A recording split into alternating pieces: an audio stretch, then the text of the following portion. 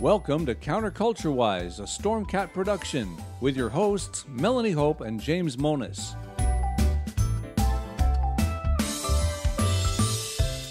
The views expressed on this podcast are those of the hosts, our guests, and the dog, and do not necessarily reflect the views of any of our platforms, our advertisers, or any other dog. As you listen today, please remember, we are so much more than a podcast. All of our stories we discuss are linked in our show notes on counterculturewise.com.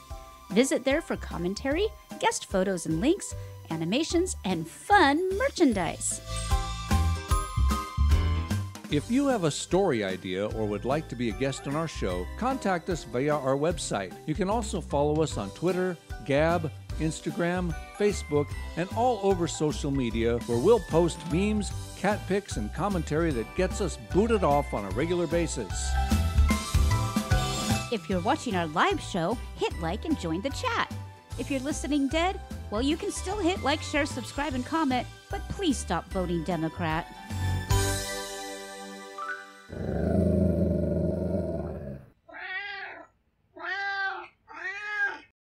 And with the meows of the Macameow, we bring in another Counterculture-Wise podcast. Indeed. Getting a little bit of help from, our new let's edition. Introduce our new edition. He is actually walking across my laptop again for the 49th time. And every time he does, the volume shuts off, the screen goes away. He even shut the thing off entirely the other day. Anyway, we are talking now about... Now he's on the desk where he doesn't belong. Yeah. We are talking about Mr. Frankfurt P. Creamsicle. Yes. You'll also see go pictures of him if you're watching the video version of it. His everyday name is Frankie. Frankie, because of the blue eyes. As you can see, he is beautiful white orange kitty with a pink nose and big ears and a little whippy tail. Yes. And he is a very handsome and very active boy. We rescued him from being a barn cat where he was covered in fleas. He had more fleas than cat on him. Now he's all bathed in. Would you make sure he's not eating those the only thing he's eating is some treats that I had intended to give him later, but... Oh, well, he found them. Good for him. him. He found them. All right, so if you hear things clonking around between the puppy and the kitten... we're nothing but if not professional here. So. Nothing if not professional, yes. And Frankie is just a precious little addition to our household, and he doesn't quite... I mean, he's still young enough. He doesn't quite have a personality yet. And Fritzy and Max are just not having it yet. Fritzy and Max are not his friends right now. Yeah. Although I think especially Max is going to be a very close friend before very long. Yeah, Sadie tried to be his friend. Sadie really was Sadie has been going overboard to be his friend, but Frankie is reacting in a typical cat manner. Well, I mean, her tongue is bigger than his entire body. He's probably terrified. But he holds his own. He does okay. Yeah. I think he'll come around because Sadie does want to be... Everybody's going to get along just fine. I'm not 100% on Fritzy, but I'm pretty sure Max is going to be his buddy. I was really hoping her maternal instincts would kick in. But yeah, her maternal instincts kicked in. There's a joke in there somewhere that did not... that didn't stick? Yeah. Anyway, I don't have a dad joke this week. I thought I had one, and then I don't. So. What? How do you lose a joke? Oh, it was on my phone. Give me just a second. I'll see if I have one. In the meantime. In the meantime, here's pictures of our cute little kitty cat. Well, you can probably tell from our thumbnail. I'm pretty black-pilled. I feel like our country is done. I honestly think we lost our country. I'm going to say at the onset, I do not share Melanie's... I don't share Melanie's cynicism about it. I mean, yeah, it is a dark day for America. Yeah, this has made a mockery of our political system, but I don't think this is the end. I think we have one chance left. They pretty much set a precedent that anybody who goes against the Democrats will be pursued relentlessly. And, you know, they made fun of Scott Adams for saying that Republicans would be hunted, but they are. They are being hunted. Anybody that associated with Trump, they're, you know, coming up with these ridiculous, bogus. I mean, it's just ridiculous what they're coming up with. And, you know, of course you have the idiot liberals that are like, oh, cope. Well, honey, first of all, stop arguing like a fourth grader. Do better. And second of all, it's not about coping. It's about the fact that you set a precedent. They literally changed the law so that they could even bring this to court. It had run out, the law of limitations. It didn't even apply. Right. Statute had run out. You know, all the charges are based on one journal entry, which Trump did not make himself, which would have been a misdemeanor at best.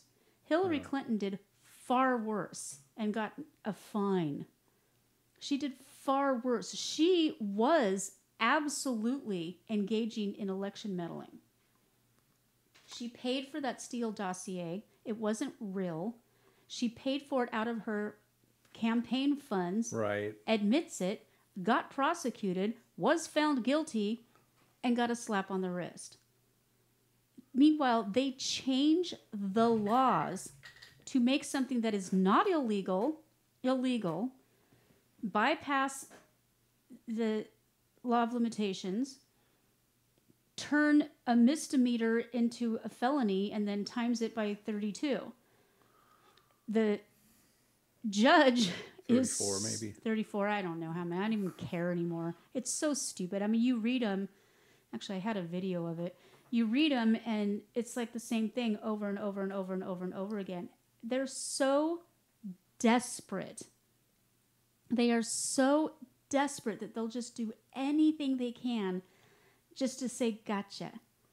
And if he is, you know, the second coming of Hitler, if he is this horrific, awful person that you say he is, why do you have to do all this fancy footwork to get him? It should have been easy. And the thing is, even if he had done this, it's such a minor nothing. Yeah. It is such a gigantic nothing. And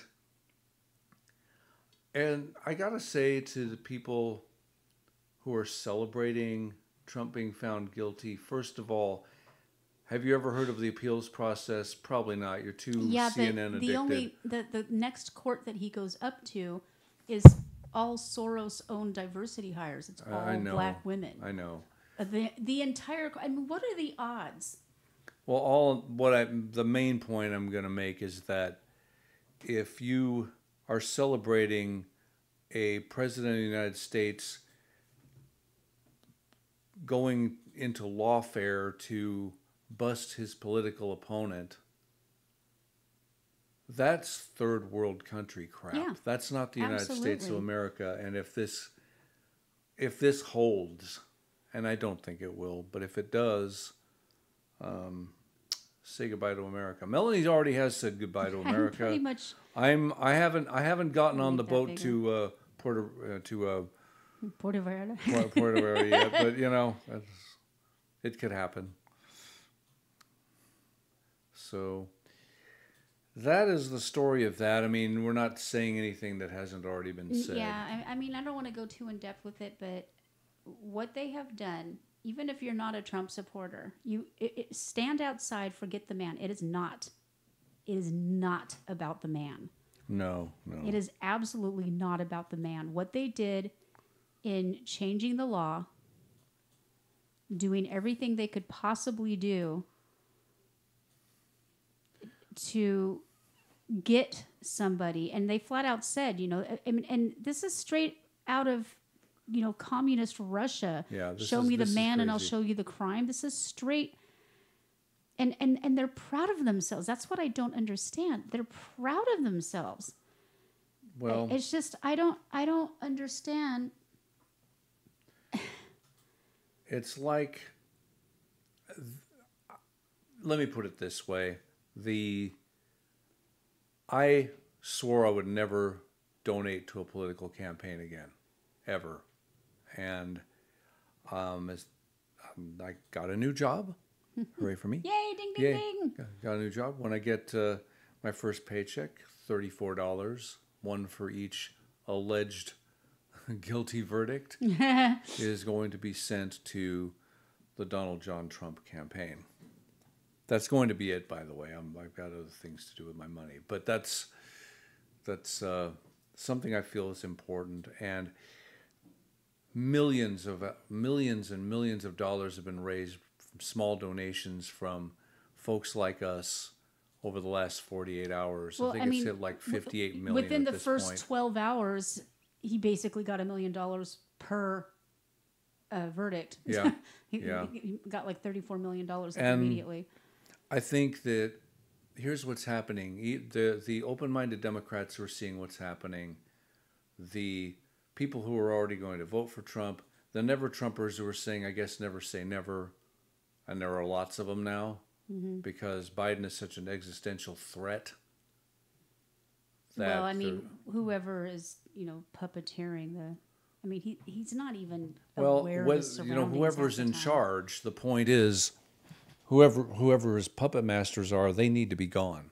And the only way to do that is to get Trump in office. Yeah. Whether it's Biden or the people pulling his strings and feeding him lines. Well, you have to hand it And to I don't Biden. mean just, and I don't just mean, never mind. He has a lot of firsts. He has quite a legacy. I mean, he is the most corrupt, the most horrible president that this country has ever seen. And we've had some doozies. And we've had some doozies.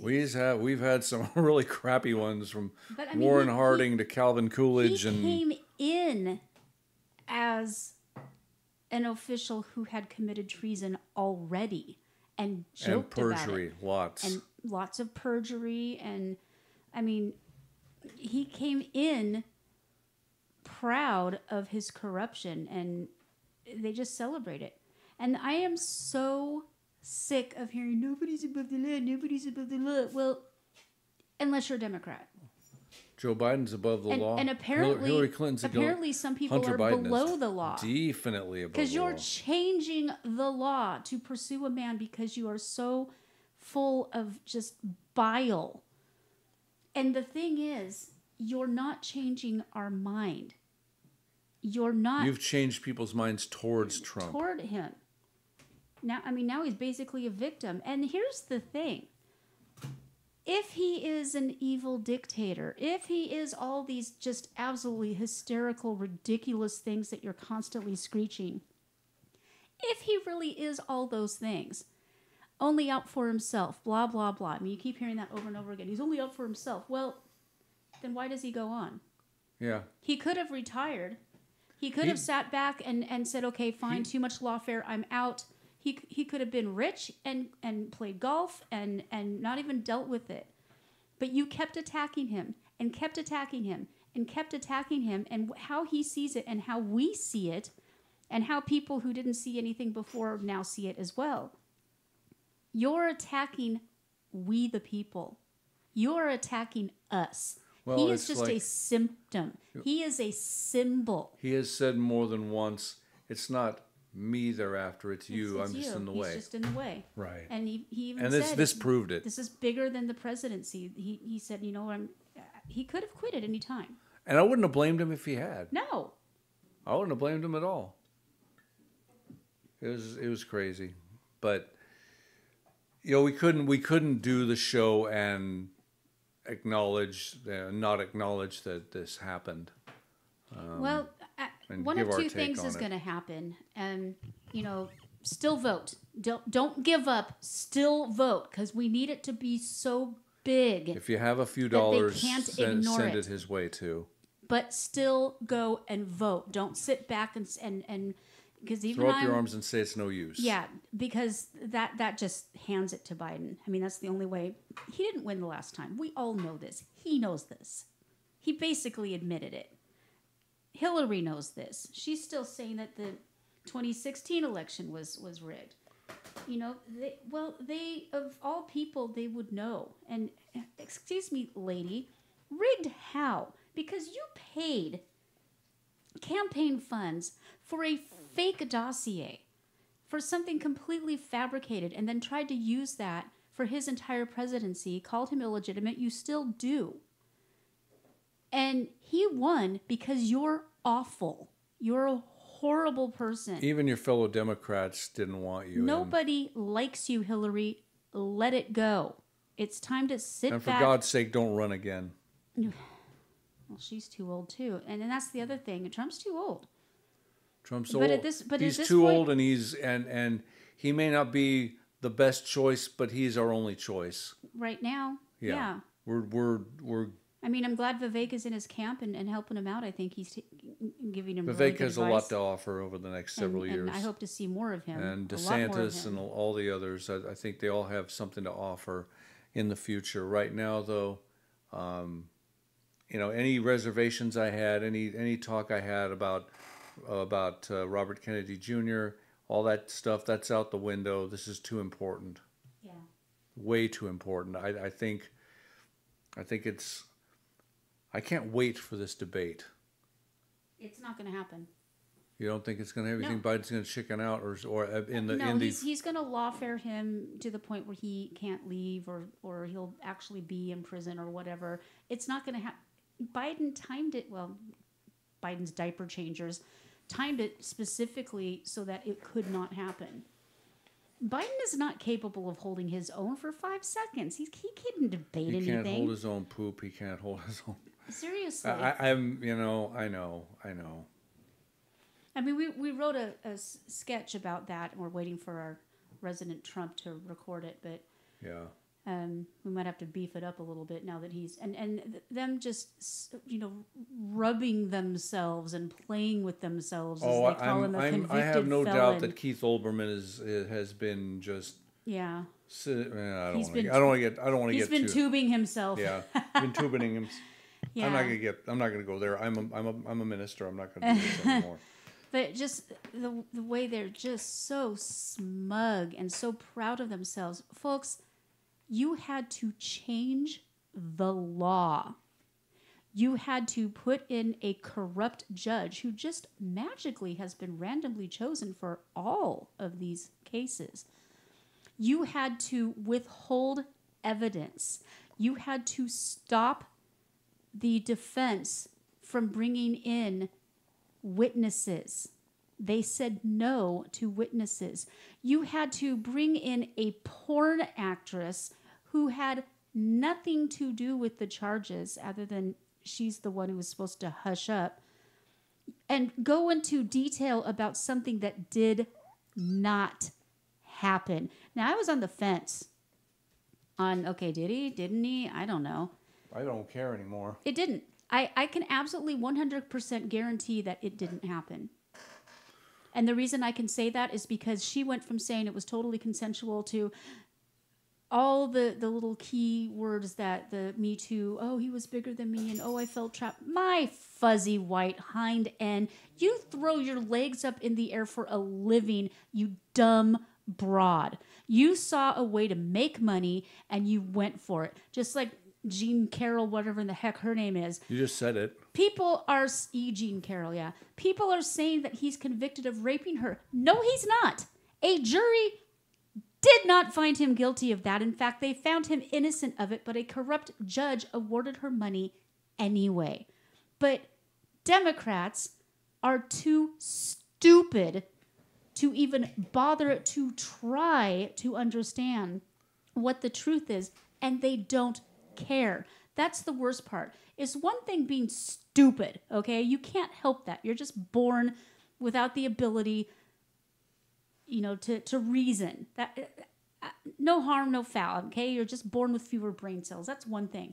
But to knowingly lie, and when you're confronted with the truth, rather than say, oh, my bad, you triple dog down and continue to spread lies. Well, pretending like fake news is a terrible thing. You are fake news. And speaking of fake... Yes. Speaking of fake, Robert De Niro, what?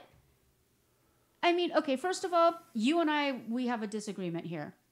I don't think the man can act.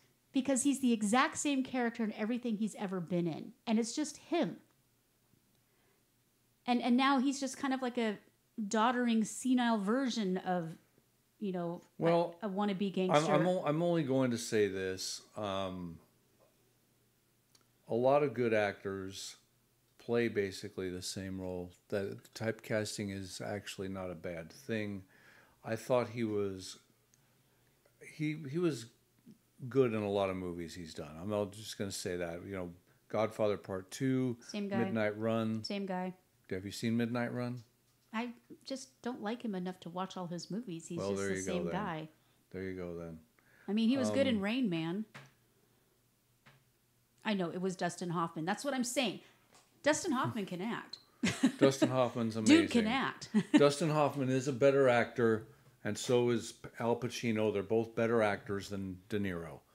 Okay, I will say that De Niro plays the same type over and over again. That's even true. when he's supposedly in a comedy. Meet the Parents. He's still the same character. He's still the same guy. So he trots out the exact same character. I actually have the video if you want to watch it. I kind of like to talk about it a little bit because here's the thing.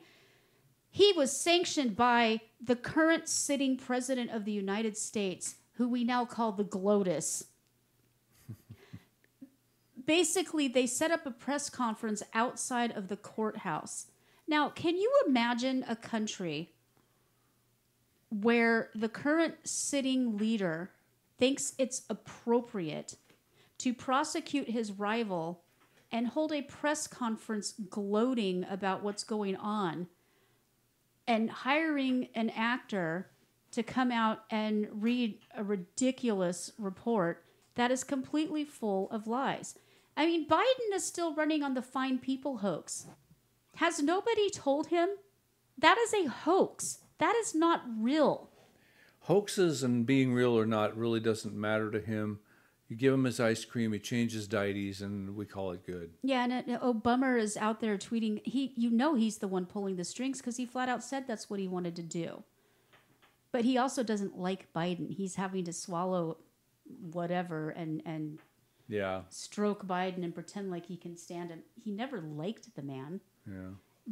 Putting Biden in as the vice president for Obama was just to prevent people. It's just like Dan Quayle with Bush or Kamala Harris with Biden. Well, no, Kamala was strictly a diversity hire. He said, "I'm going to get a black woman," and that's the only one he knew. Same idea, though. Biden was put in to protect the first black president from being assassinated. Right. Because if you were to kill him, that's what you would end up with.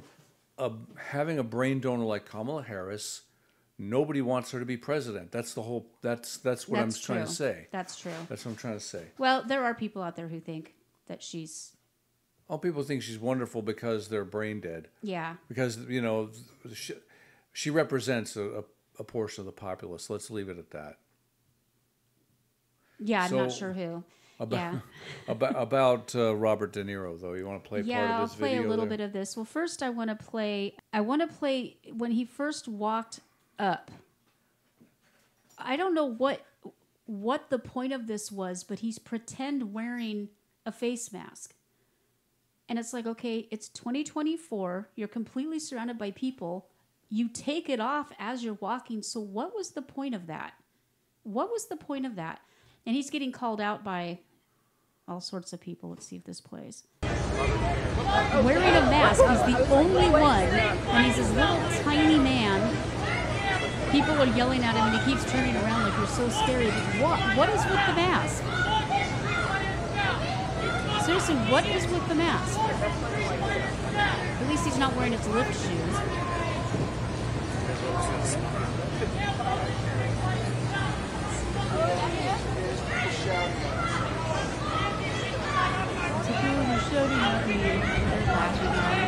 But he takes off the mask, so why was he even wearing it? He just takes it off, starts handing stuff to people. It's like, I don't get it. Why?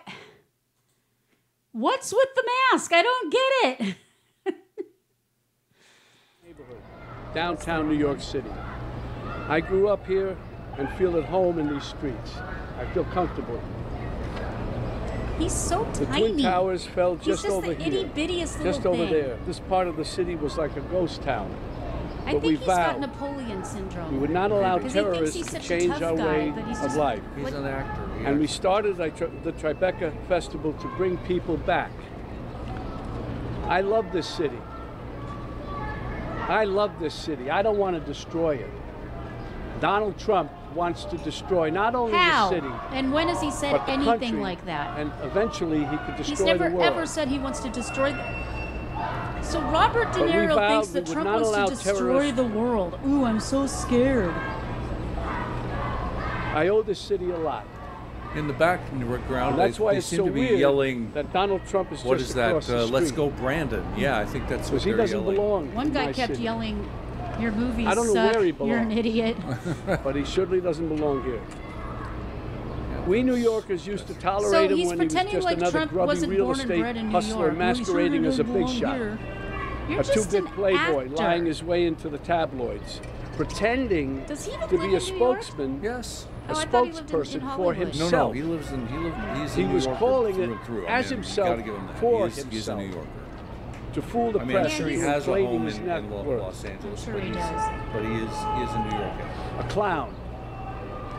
But this city is pretty accommodating. We make room for clowns. He thinks he's so smart. Oh, we make room for clowns. We have what them does that all over even the city. mean? People who do crazy Well, he things was in in the the movie The street. Joker. We tolerate it. It's part of Yeah. the city. It's part of the culture. But not a person like Trump who will eventually run the country. It's really that funny does though. not Weren't work, they and friends we all before? know that. It wasn't until he I don't started know if he was- exposing. I don't Anyway, think they we were make ever room friends. for clowns to each his own. Yeah. But no one takes him or took him really seriously. They take him seriously now, of course. But around the country, people who didn't know him, as we did, started to support him. They bought into his bullshit. And he thinks he's such a big man because he swears so much. Trump bought their votes with outrageous lies Nobody and empty promises. Nobody was bought. He Buddy. got the most religious... Anyways, anyway, enough noise. You wanted to talk about somebody that we lost. Yeah, a lot of people don't know the name, but we lost Richard Sherman the other day. Now, who's Richard Sherman? He and his brother Robert were a songwriting team called the Sherman Brothers, and you may not be familiar with them, but if you've ever seen Walt Disney's Mary Poppins, if you've ever seen The Jungle Book, if you've ever seen Chitty Chitty Bang Bang. He won an Oscar for A Spoonful of Sugar and It's a Small World? Yeah, he wrote the song It's a Small World. So dude's iconic. Yeah, he's iconic.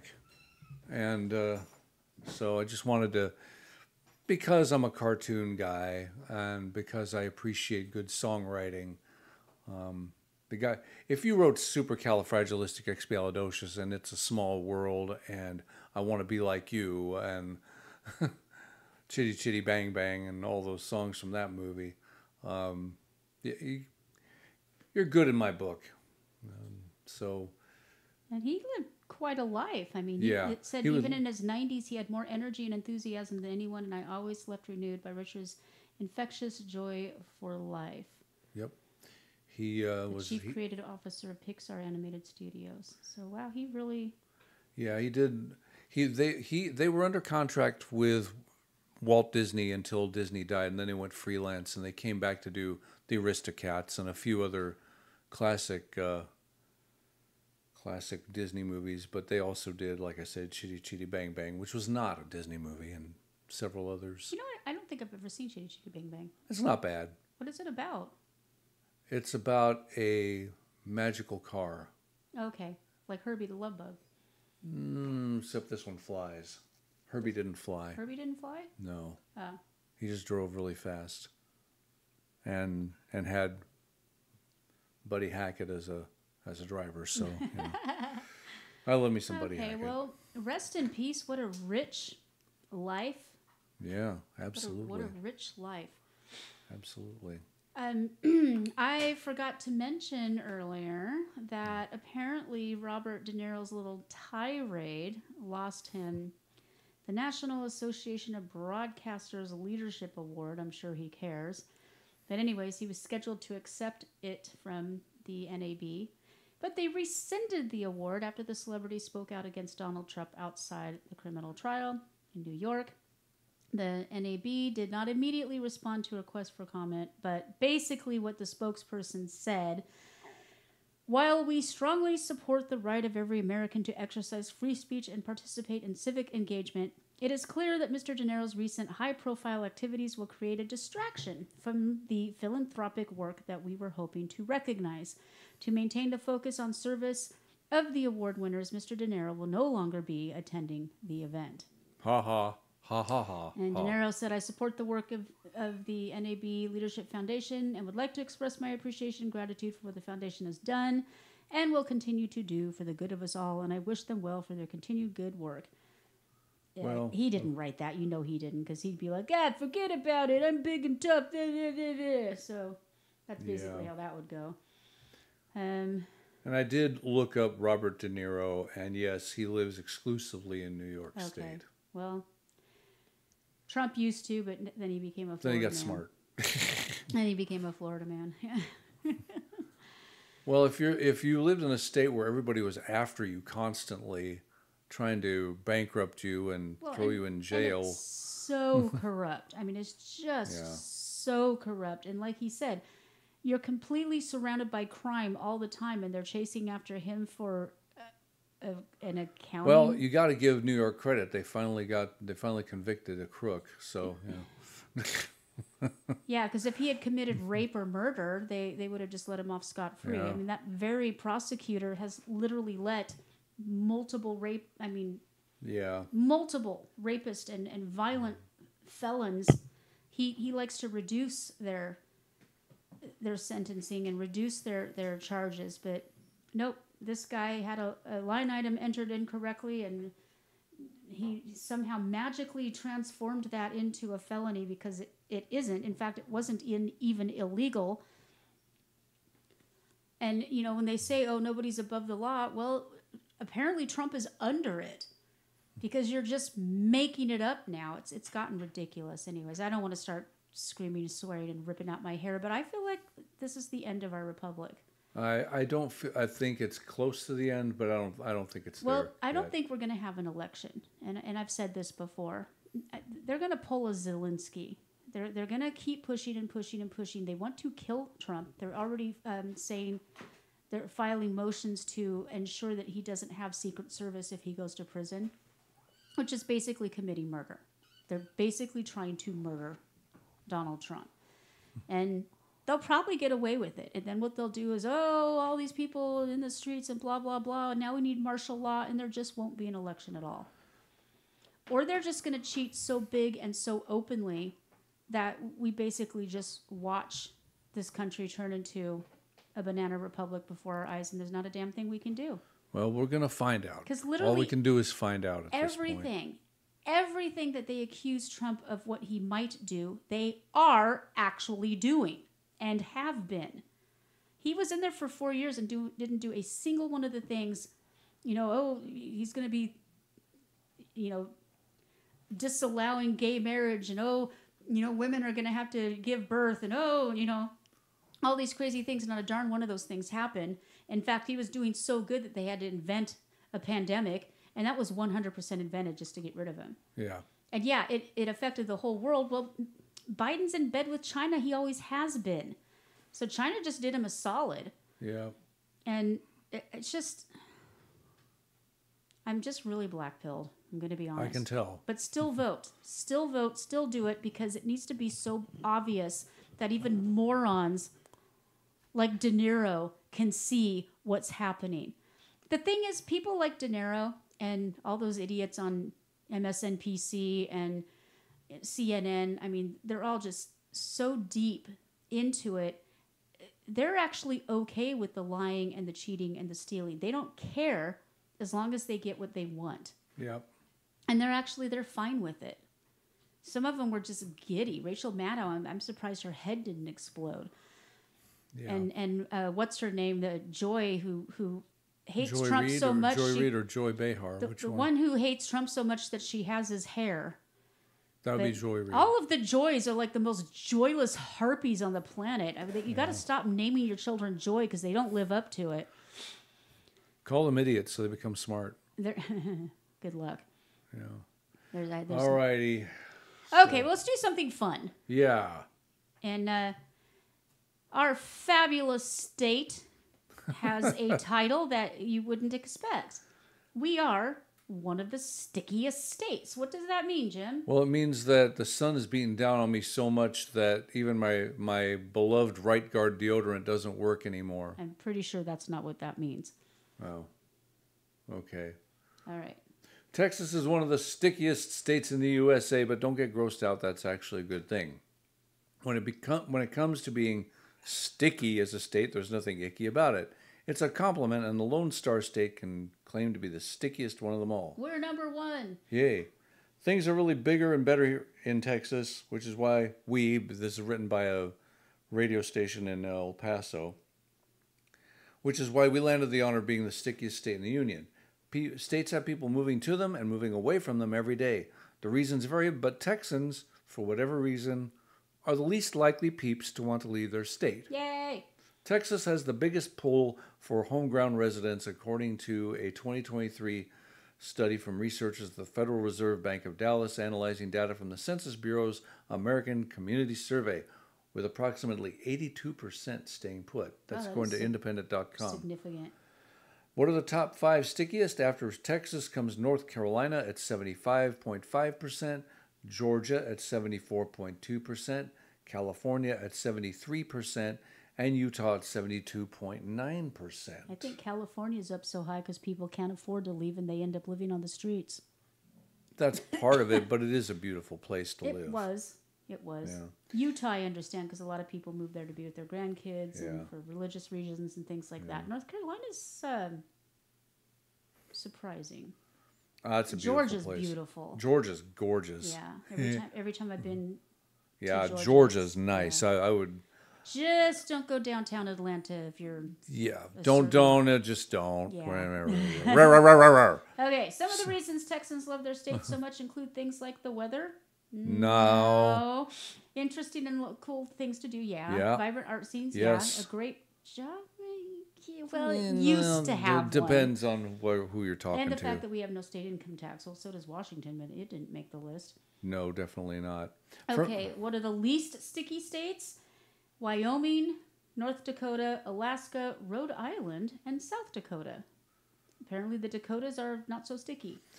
Also, another couple reasons for Texas is lovely is amazing national parks, and they have a pretty good stretch of Route 66, which we spent some time on. Quite a bit of during time on. our trip to and from the Silver State, Nevada. Yes. So, yeah, that's what the story is.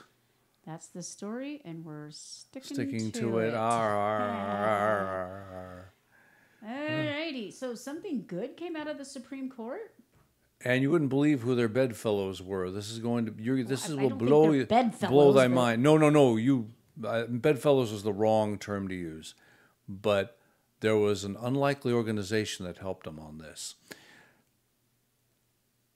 Okay, the National.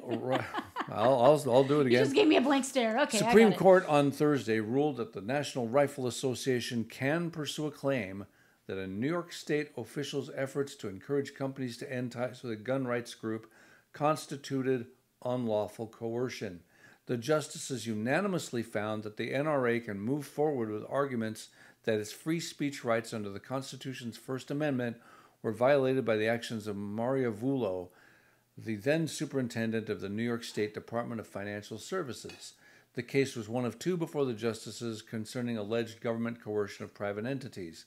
The other, yet to be decided, involves claims that the Biden administration unlawfully pressured social media companies when it urged them to remove certain content. In other words, censorship, like, other banana republics. Government officials cannot attempt to coerce private parties in order to punish or suppress views that the government disfavors, liberal Justice Sonia Sotomayor wrote on behalf of the court in Thursday's ruling. The NRA, she added, plausibly alleges that Vullo did just that. Thank you, Sonia. The NRA appealed a 2022 ruling, but the New York-based Second U.S. Circuit Court of Appeals, which said Vullo's actions did not constitute unlawful conduct, meaning the free speech claim should be dismissed. In a 2018 lawsuit, the gun rights group zeroed in on an investigation by Vullo's office into insurance companies that the NRA had worked with to provide coverage for members. The gun group is based in Virginia but was incorporated in New York.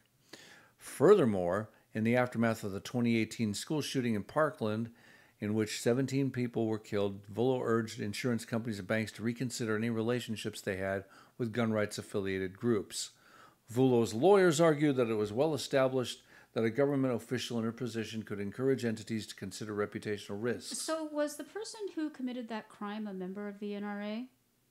They never are. There might have, out of the countless things that have happened, I think maybe one or two of the shooters were NRA members. The vast, vast majority, like over 99% of them, no. They have no interest at all. Guns. So yeah. Most of them own the guns illegally, got the guns illegally, and yet they punish. I mean, every time a drunk drives off the road, should we be taking cars away from everybody else who's driving sober? Yeah, because that's basically what they do. Yeah. Sotomayor wrote in Thursday's ruling that nothing in the decision gives advocacy groups immunity from government investigations or prevents government officials from forcefully condemning views with which they disagree.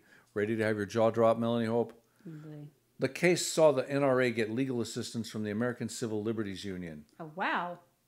The ACLU said its decision to represent the gun rights group reflects the importance of the First Amendment principles at stake in this case. Wow, I haven't seen the ACLU step up.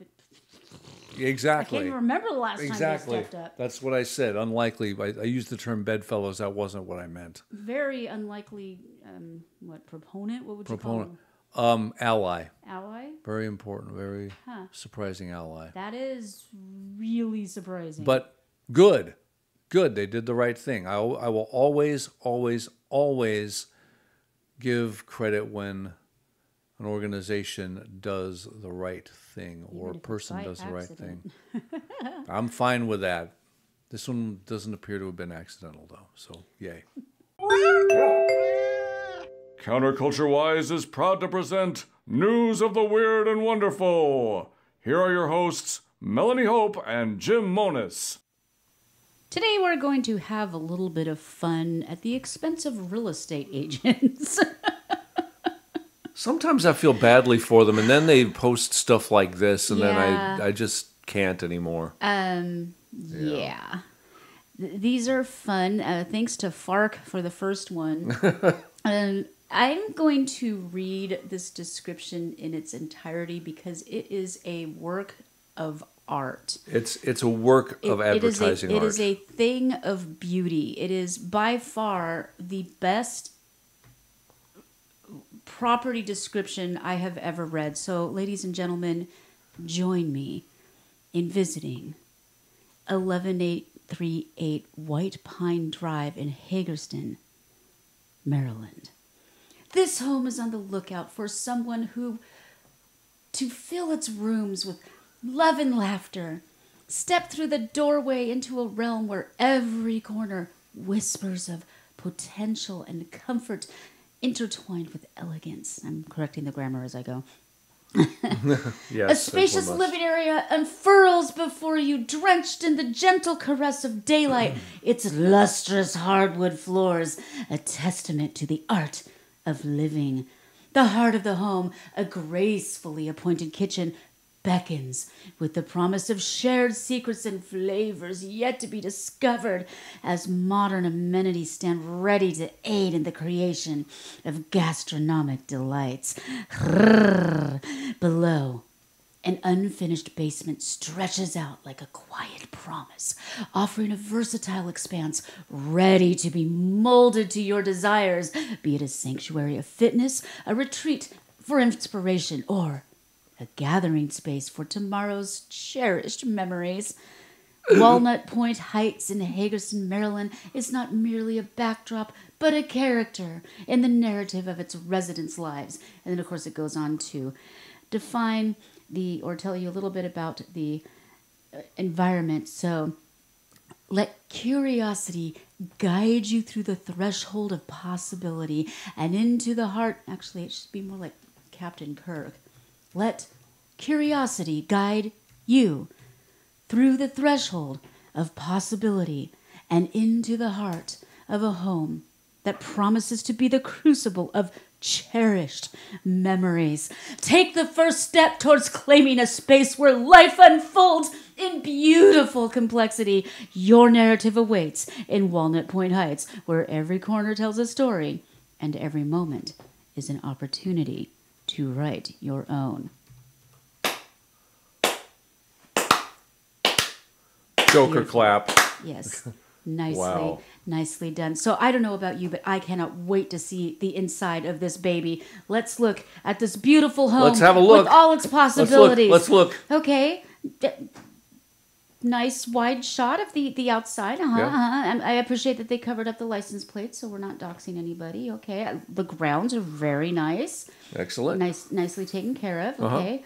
And what does the kitchen look like? Well, no, we're still looking at the grounds because Okay. there's this really nice tree, and we wanted to get a different angle so you can see where there's a double garage. Nice. And nice steps. The entryway is lovely. And it looks like there's some fencing in the back here. So Okay, perfect. Continuing Beautiful. around to the other side, it looks like they were having a garage sale when they took this picture. Oh, look, there's like a little gazebo-y type thing. Uh-huh. And we've got a nice line between the neighbors. It's not a fence, but we've got a nice little tree line and some more Excellent. greenery. It's a beautiful So, day. what do the bedrooms look like?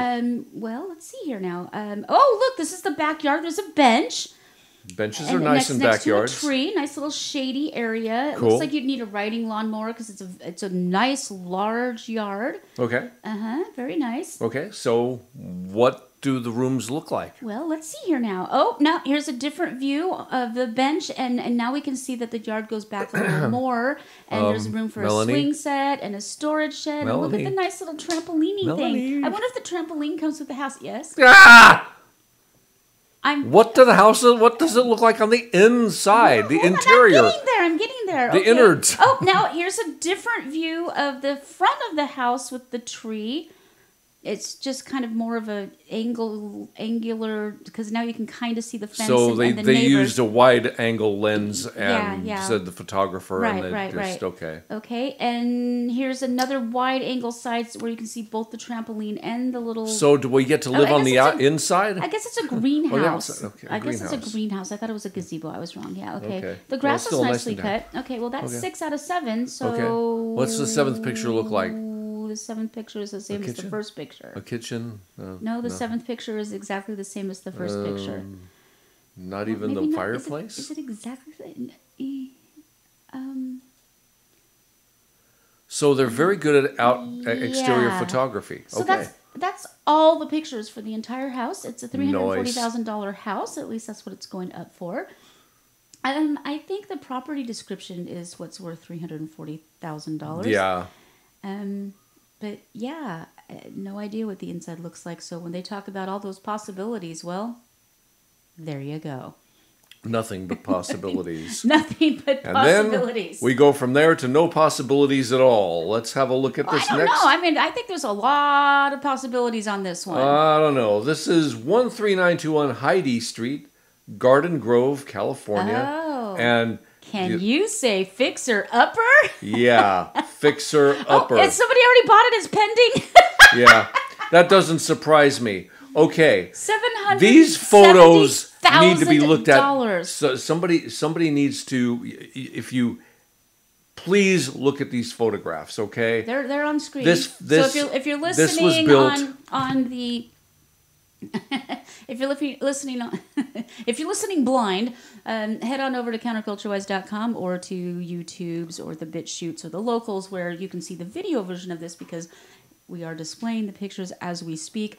Or you can head on over to counterculturewise.com and just click on the link because we archive everything. Isn't she a beauty? No.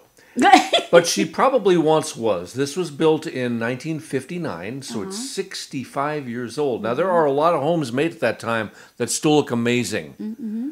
Something went wrong with this house. It has this nice, you see the palm trees, so it had this nice tropical thing going back in the 60s, which probably made it really popular. It was in Orange County, which at the time was a great place to live. Didn't you have a name for this?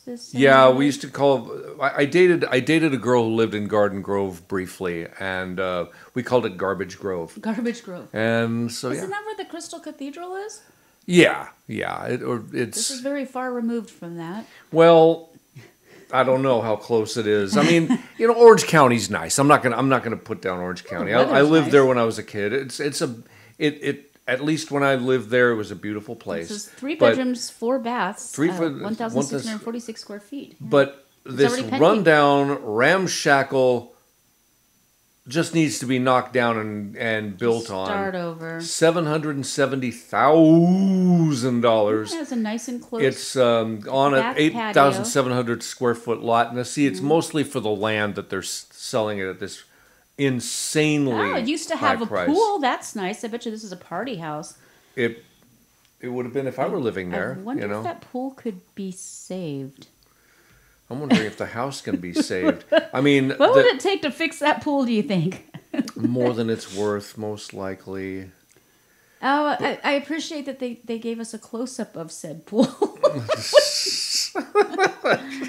In case you didn't think it was disgusting enough, here's a close-up. Oh, no. Is it like swamp? It's pure swampitude. Oh, man. Yeah. It's mostly for the... I can only assume... By the way, $770,000 is a mere $4,965 a month for the mortgage. Oh, so well, there you go. There you are. All right, the back with the cinder blocks, nice look. Yeah. I bet you that was a bar at one point. Yeah, it might be again. Or it might be a flop house. I don't know what. We don't know. Some insects and bugs and vermin have undoubtedly taken up residence in this place in place of the humans. But anyway, it's pretty amazing how things cost in Southern California. But there is one thing they did right with this one. Which is? Well, I mean, we saw all the grounds and everything, and we've got some lovely bushes and hopefully some things we can work out with here in the pool, which is kind of scary. And here's another angle of the pool. This is a decent backyard. Looks like at one time they had grapes. They got some grape trellises here. They're still growing. So who knows what we got going on there. It's the only thing that's growing other than mold. And we got the back patio, more pool. Oh, it looks like they had like a little greenhousey type area. If you have the money and you can invest in this, you'd be all right. It's just that seems... Oh, an outside bar. We've got the plumbing for an outside bar. And so they're really focusing on the outside. But here we are, folks. Let's head on inside. Oh. Yeah, inside is...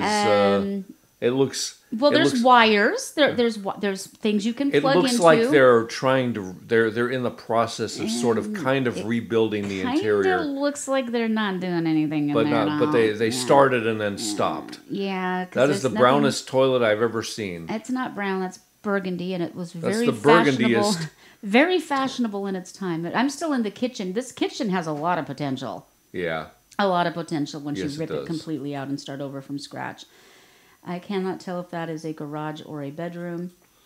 Maybe it could be either one. You have a homeless friend you want to help out, you can give them that room. This looks like a stall where you would keep veal, so I'm not exactly sure what the purpose of that particular layout is. We're back in the kitchen again. Oh, it looks like we've got... we've got gas. That's nice. Fire extinguisher. That's always good to have. Especially in an older house. On hand. Yep. Okay, I don't understand this picture at all. The way this picture is taken, it looks like an Escher-esque kind of triangular hallway with a window. I do not understand that. Oh, wow. Okay, here's the den. It still has a picture hanging up. Look at that. There you go. Look at that. Oh, the tiles. Nice. No, this is doable. We could start here. I like how they had to cut out a part of the ceiling for the ceiling fan. But this has a lot of potential here. You need a little bit more painting. Clean up the tiles. You could leave the bear picture up. That's good. Oh, here's the den with the bar. Look at all the nice brickwork. Beautiful. Every den should have a bear in it. There is the I think that's a wet bar, or at least it might have been at one point. That's actually really nice.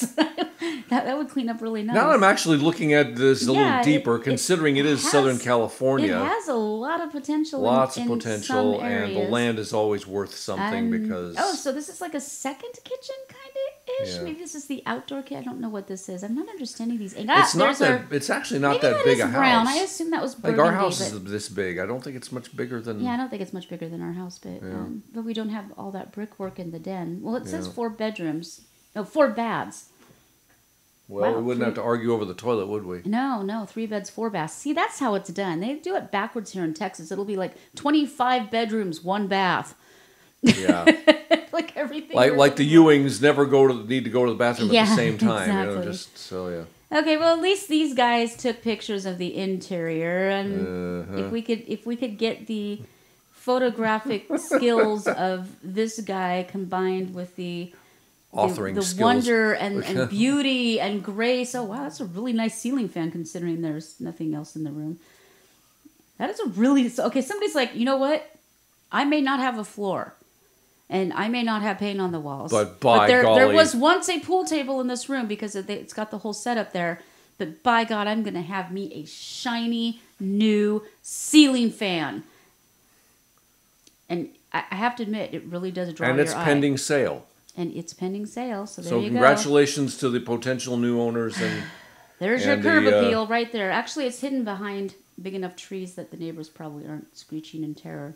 Yeah, I mean, it is. If you look at it from the street, it looks nice. It's when you start going up towards it that it becomes the stuff of nightmares. So yeah.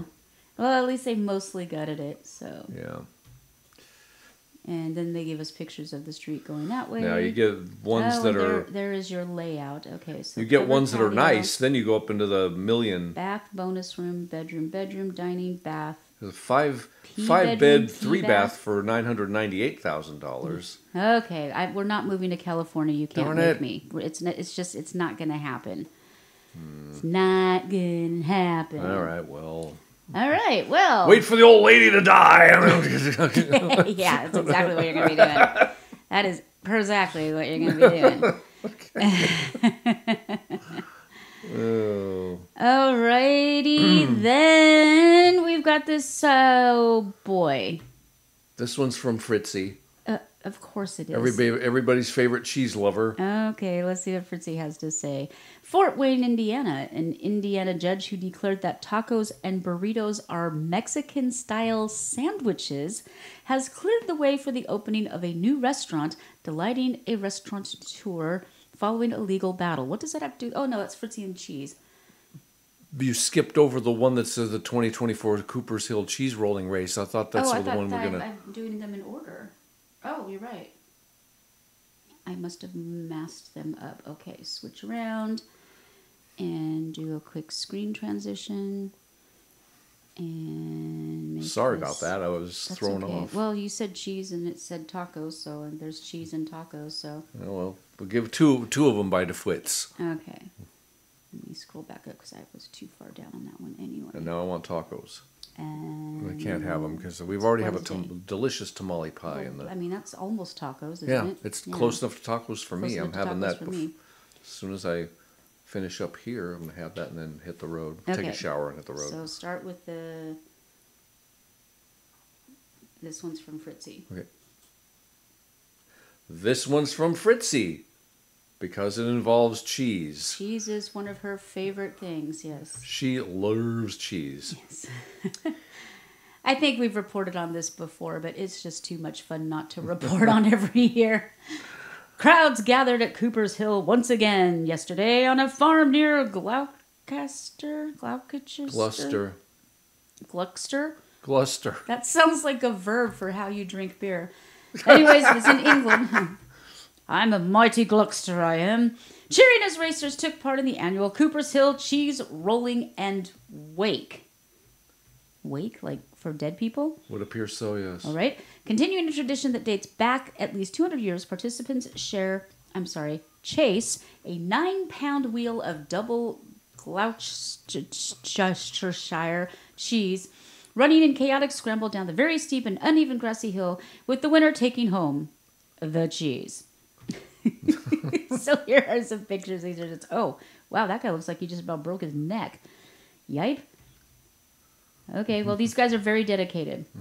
Several participants tumble as they run in the annual cheese rolling at Cooper's Hill. Not going to read the name of the city again. Brockworth, Gloucester. Lots of lookers on.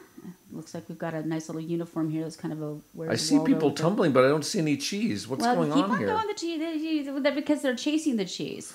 Oh, yeah. Okay. I see what. I wonder how many of those men yelled "As you wish." Probably faster to just tumble than it is to run. Yeah. If you could master running down a hill, you'd probably win. I hope nobody got hurt. Okay, well, this guy is really dedicated. He's wearing nothing but his tidy whities. That's dedication. He might have lost the rest on the way. And the winner is... this is Abby Lamp.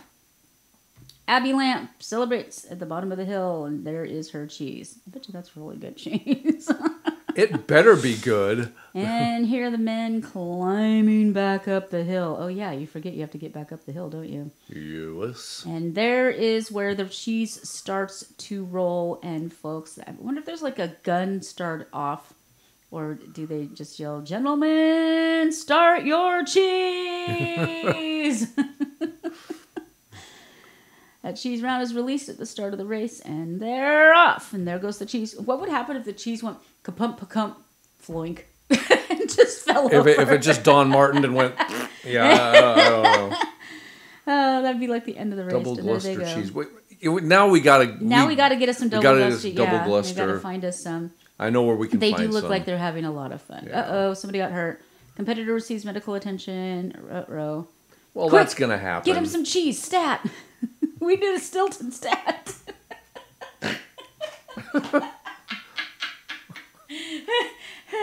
Okay, I'm the only one. And here's the men's winner. Oh, boy. So hopefully they get to go home and enjoy the spoils. Dude.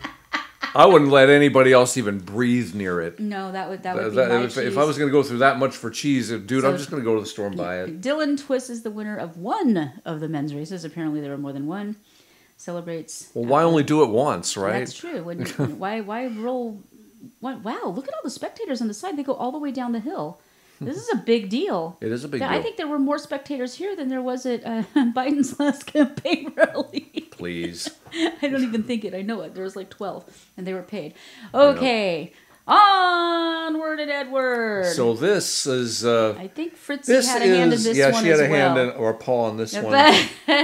But this is ridiculous. This is how far we've had to go that a judge has to step in and say something like this. All right, so we're trying to open a taco stand? Open a taco stand. All right. Indiana judge who declared that tacos and burritos are Mexican-style sandwiches, and who's going to debate that, has cleared the way for the opening of a new restaurant, delighting a restaurateur following a legal battle.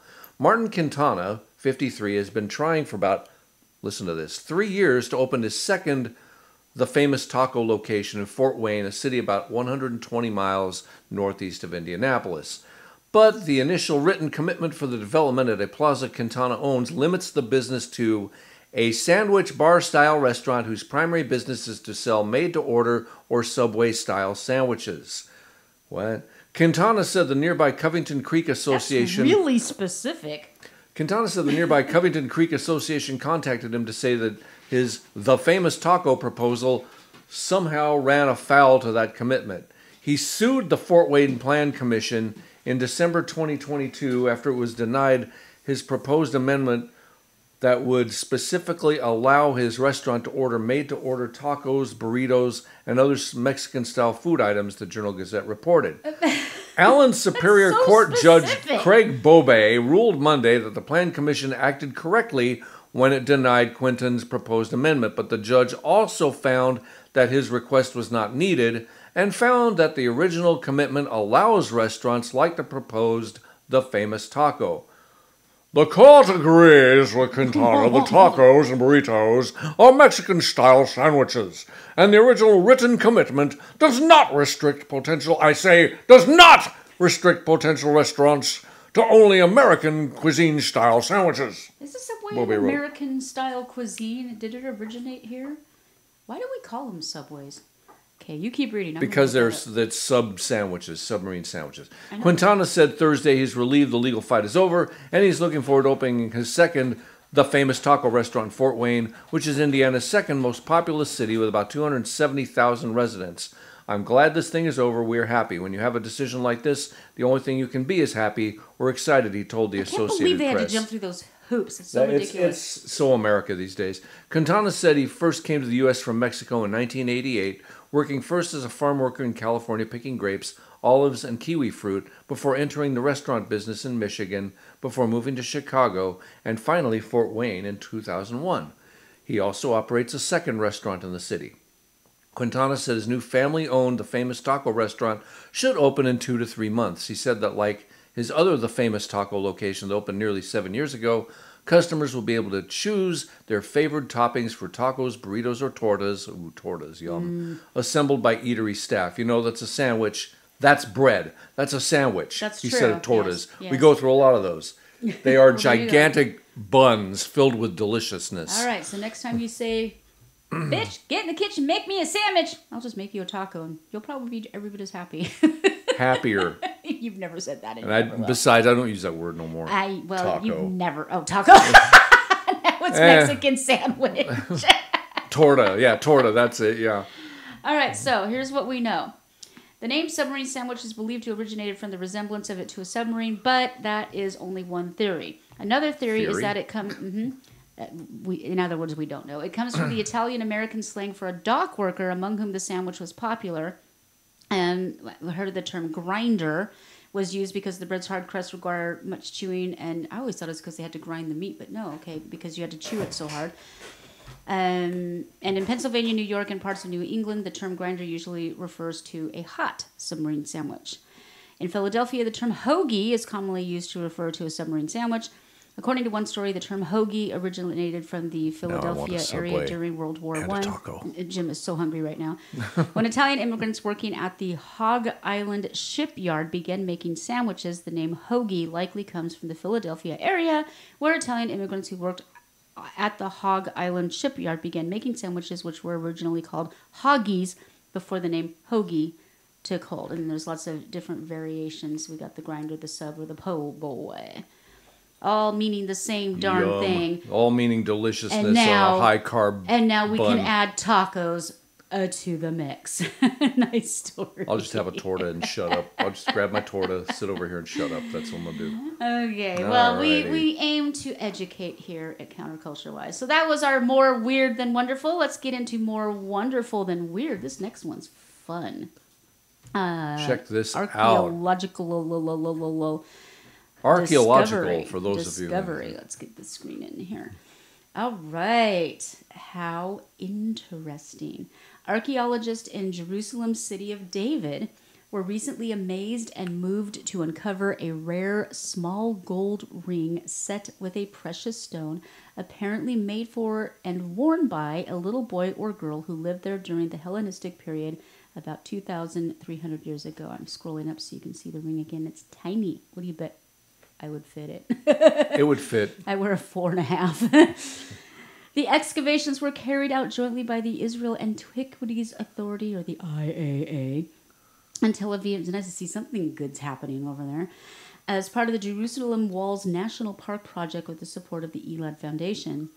It's an unusual and deeply moving find, not one that we discover every day, the archaeological team said. The red precious stone was apparently a garnet. I love That's my gemstone, my birthstone, garnet. I love garnets. And the gold is a very refined material that was very well preserved. Since its last use over 2 millennia ago, the ring hasn't accumulated rust or suffered any other weathering. Yeah, it is in remarkable shape. It is, yeah. The special ring was recently discovered by Tahia Gangate, a City of David excavation team member. While she was sifting earth through a screen, she suddenly saw something glitter. I immediately yelled, "I found a ring! I found a ring!" Within seconds, everyone gathered around me, and there was a great excitement. This is an emotionally moving find. I always wanted to find gold jewelry, and I'm happy this dream came true. Literally a week before I went on maternity leave, she said. Aww. Nice. Oh, they have a close-up of it. It is lovely. It is Look beautiful. at that. Wow. That is craftsmanship. You consider when that was made and what they used to make that. That would still be in fashion now. Yeah, this says the ring is very small. It might fit a woman's pinky or young girl or boy's finger. Yeah, I would wear it. I like the smooth edges, and I love garnets. Dr. Marion Zindel added that the ring was created by hammering thin pre-cut gold leaves on a metal ring base. So that's surprising that it held up so well that the gold actually is still there. Mm-hmm. Stylistically, it reflects the common fashion of the Persian and early Hellenistic periods, dating from the late 4th to early 3rd century BCE and onwards. In that period, people began to prefer gold with set stones rather than decorated gold. Professor Gadat and excavator Arafat Balker explained that recently found gold ring joins other ornaments of the early Hellenistic period found in the city of David excavations, including a horned animal earring and a decorated gold bead. So that is fascinating. Mm-hmm. Okay, next one is near and dear to my heart, so I'll let you read it while I just sob here quietly. Oh, right. Yeah. No lie. Poor Hope. Melanie type one each. A new drug that regrows... I am hereby volunteering for this trial, by the way. Absolutely. A new drug that regrows human teeth. Wow. Is set to enter human trials later in 2024 after a year of clinical trials. Knowing my luck, I would grow teeth down in the nether regions. That would be interesting. The medicine was first noted in a 2021 study by the journal Science Advances. The drug's specific intent was aiding those who suffer from tooth agenesis, an issue in which permanent teeth develop incorrectly, resulting in them falling out or never properly growing at all. If the human trials are successful, however, the drug can hopefully be used to help anyone who has lost teeth for any reason. We want to do something to help those who are suffering from tooth loss or absence, lead researcher Katsu Takahashi told the Mainichi, a Japanese newspaper. While there has been no treatment to date... Boy, am I glad you're the one reading this. Yeah. While there is... I spent time in Japan. It's all you, boo. While there has been no treatment to date providing a permanent cure, we feel that people's expectations for tooth growth are high. Yay. Takahashi said he is also hoping tooth regrowth medicine could become a third solution to tooth loss alongside dentures and implants. Yes, please. Without the need for buying replacements or intrusive surgery. Yes. The idea of growing new teeth is every dentist's dream, Takahashi said, also a lot of patients' dream. Mm-hmm. Takahashi has been researching methods of growing human teeth since he was in graduate school, but his study picked up steam when his team connected the absence of a specific gene in mice led to an increased number of teeth. This gene synthesized a protein called USAG1, uterine sensitization associated gene 1, which limits the growth of teeth. Takahashi and his team devised a method of blocking USAG1 from preventing tooth growth and published the results in the 2021 study. So how do you turn it off? I mean, what if I grow all my teeth and then they just keep on growing and they come out my ears and my nose and my eyeballs and my armpits? Then you put the USAG1 back in. Okay. The number of teeth varied, I'm assuming, the number of teeth varied through the mutation of just one gene, Takahashi said. If we make that the target of our research, there should be a way to change the number of teeth people have. The first step after human trials complete will be treating children from 2 to 6 who exhibit anodontia or are missing at least 4 teeth from birth. This is tentatively scheduled for 2025, given all other trials go well. We hope to pave the way for the medicine's clinical use, Takahashi said. I hope to help you. So, Mr. Takahashi, if you hear the sound of my voice, give me a call and you can stick needles in my face all you want because I'm I'm sick of this. No doubt. All right, this one's a feel-good story. I like this one. Usually, 6 students enter and 1 will win, but that's not the case for these 6 Boston students from different high schools vying for a $10,000 scholastic scholarship. That's enough to buy 1 book. Or a one semester, 1/2 semester, or from the river to the sea. All right. Pre-printed. We're not even going to talk about those dum-dums right now. One of those we'll talk about those that, dum-dums later.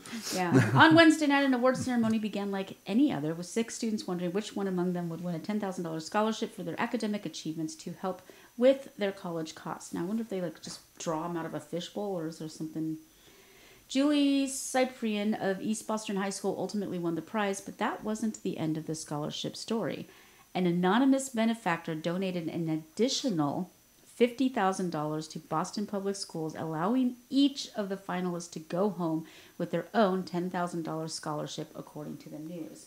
And this is how you do it, anonymously. Mm-hmm. My dream is to one day become a judge, so go to law school, be a lawyer, and then I would like to be on the Supreme Court. Good. Do it. But do it from merit and don't be political about it.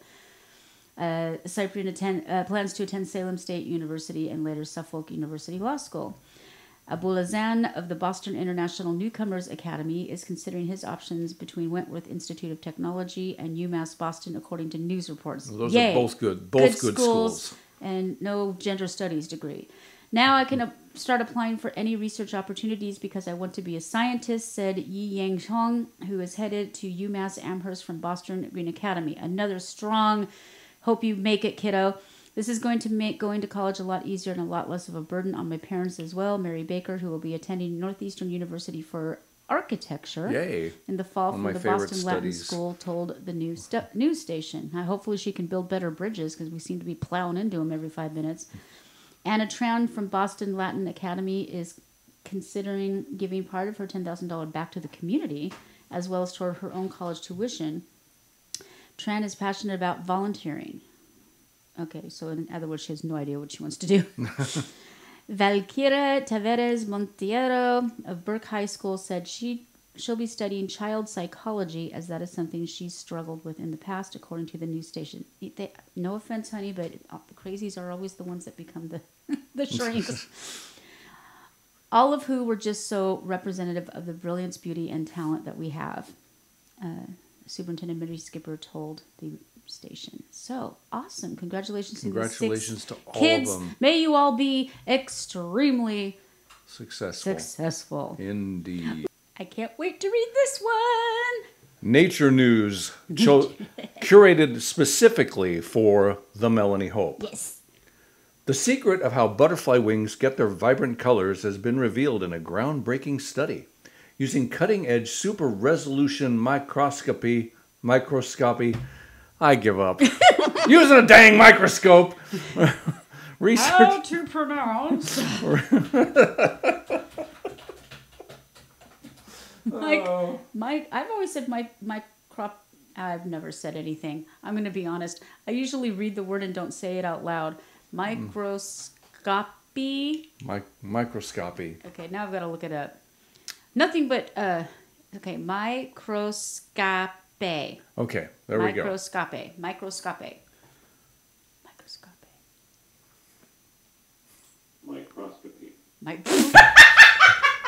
That figures. Still got it wrong.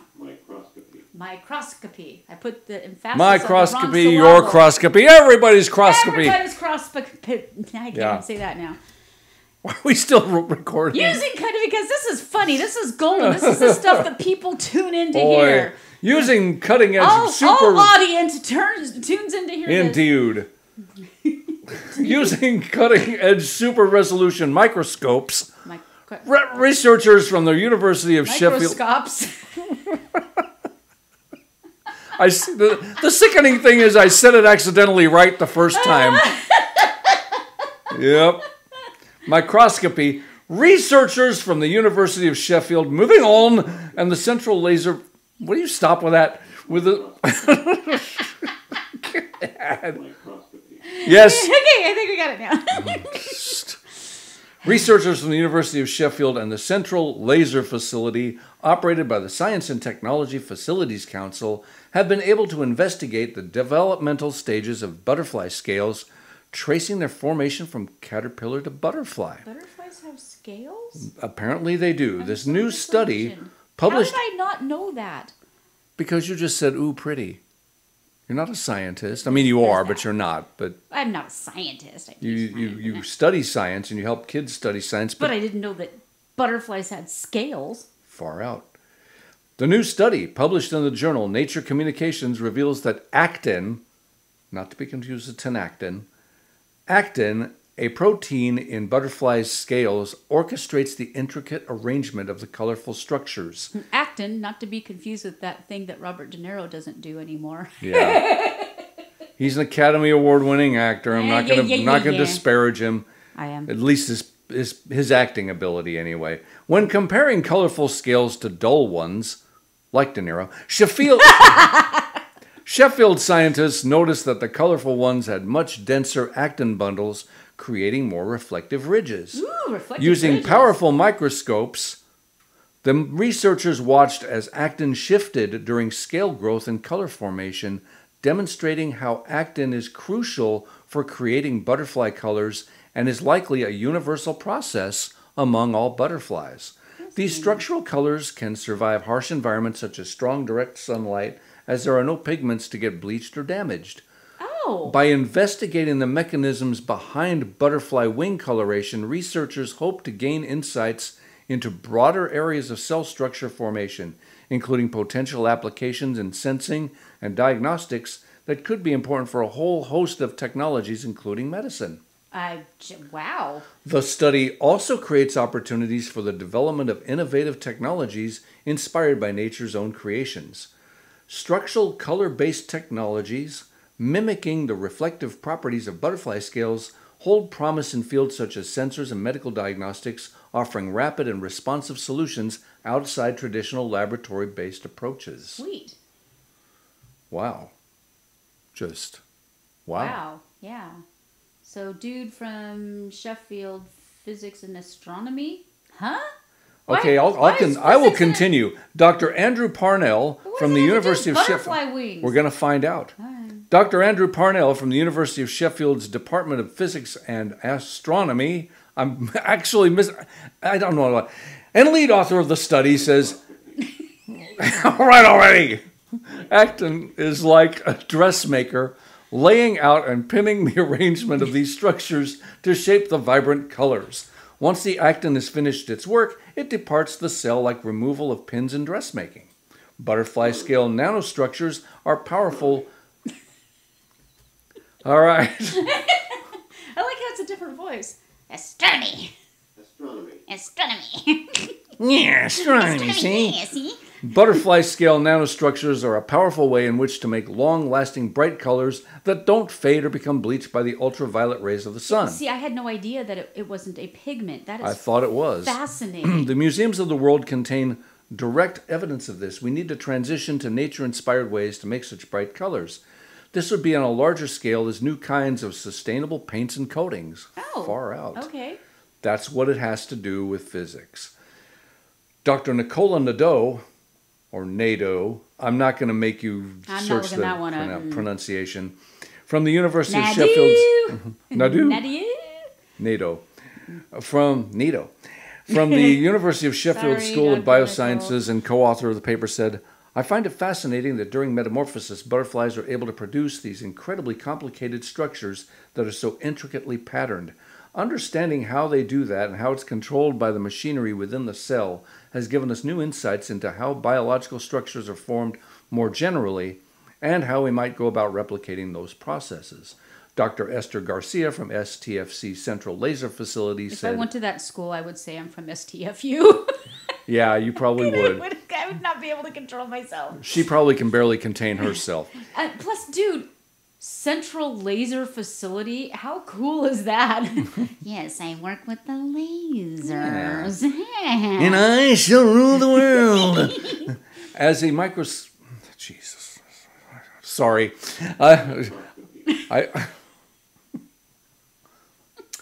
I am sorry for swearing. Let's try that again. Oh, did you? I missed it. I whispered it. As a microscopist or microscopist or microscopist or... Microscopy. I know, it's microscopy. Microscopy. Why do they have to use that As someone who uses a dang microscope, being part of this project has been incredibly exciting. I look through things. I look through things.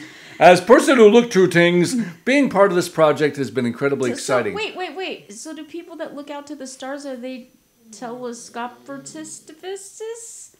Don't they get their own name? No, they don't. And even if they did, they don't. They're called astronomers. We have only 2 hours of a show, Melanie. Well, they get to be astronomers, not thing of frockers. I think astronomer is bad. I like that It's word. bad So axe. I don't know. Why don't they get, All right. you know...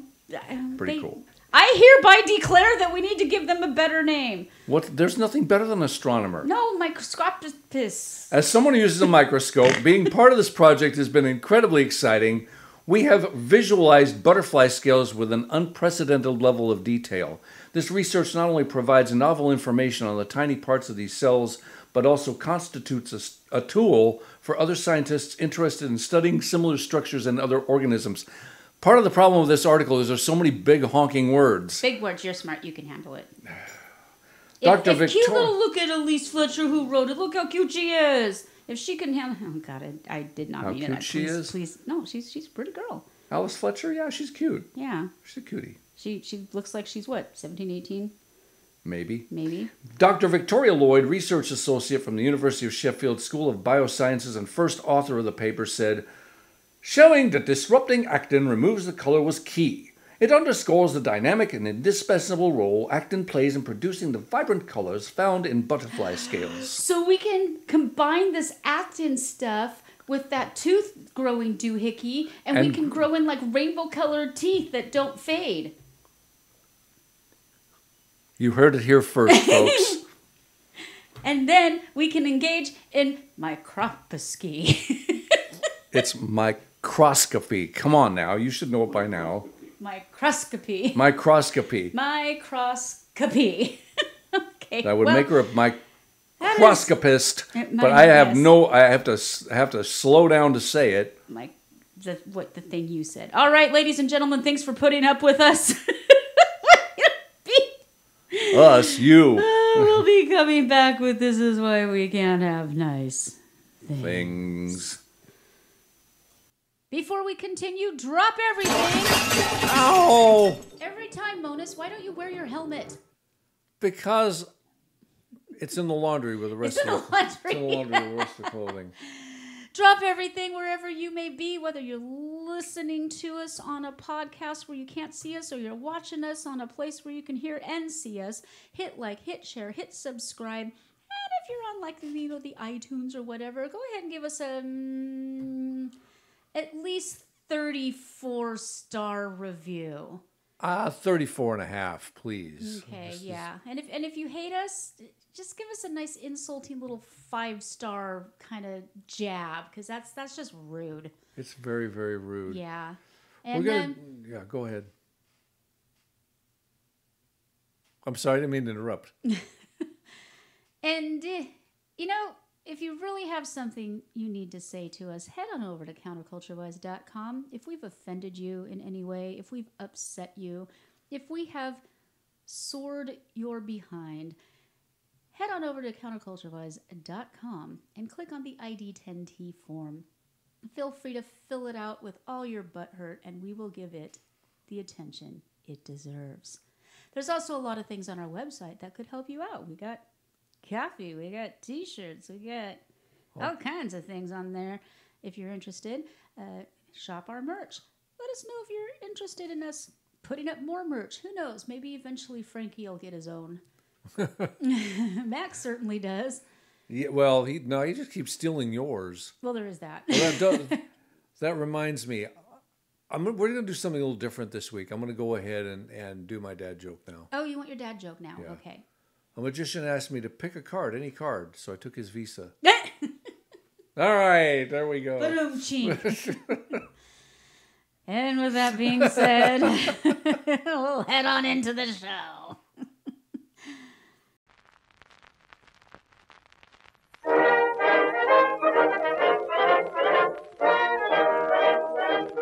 And now CCW News presents Holy Crap, This Is Actually Happening! Pants on Fire Part 2 edition, May 24th, 2024. I'm Chuck U. Farley. The big news this week is the lefty meltdown over Trump's massively attended rally in the Bronx. As soon as he announced his intentions, mid-wit locals such as Alexandria Occasional Cortex ran to social media to announce that he would see absolutely no support anywhere in his former home city. While his opponent filled a room with literally dozens of paid attendees, took only a few pre-planned questions, and read the answers from a card, Trump filled the region with excited, flag-waving Americans of all shapes, sizes, and colors, and gave a positive, uniting speech that left the crowds cheering. Boy, did that tick Democrats off, because as they've been saying ad nauseum, we all know that diversity is our strength. While we're in the Big Apple, the Biden cabal's political show trial took yet another turn for the stupid when one of their star witnesses just made the defendant look better and better. Professional perjurer Michael Cohen literally admitted, on the stand, on record, for all to hear, that he stole money from Trump's company. I swear I am not making this up. Speaking of terrible witnesses, professional liar Sloppy Daniels has stated that she and her husband will leave the country if Trump manages to win the presidency again. Others that promise to leave include Robert De Niro, Madonna, and Hunter Biden, which would truly make this country great again. Sadly, we're still trying to get rid of Barbara Streisand, Amy Schumer, and Miley Cyrus, all who promised they'd leave when he won in 2016, but, unsurprisingly, never delivered. While Stormy obviously had a lot of plastic added to her physique by choice, researchers have found that there is an alarming amount of microplastics found in your testicles. I swear I am not making this up. The U.S. Supreme Court has refused to even hear a case brought by parents who simply want to be told if their own children are in crisis after being groomed by pedophiles who confused them on what bathrooms to use.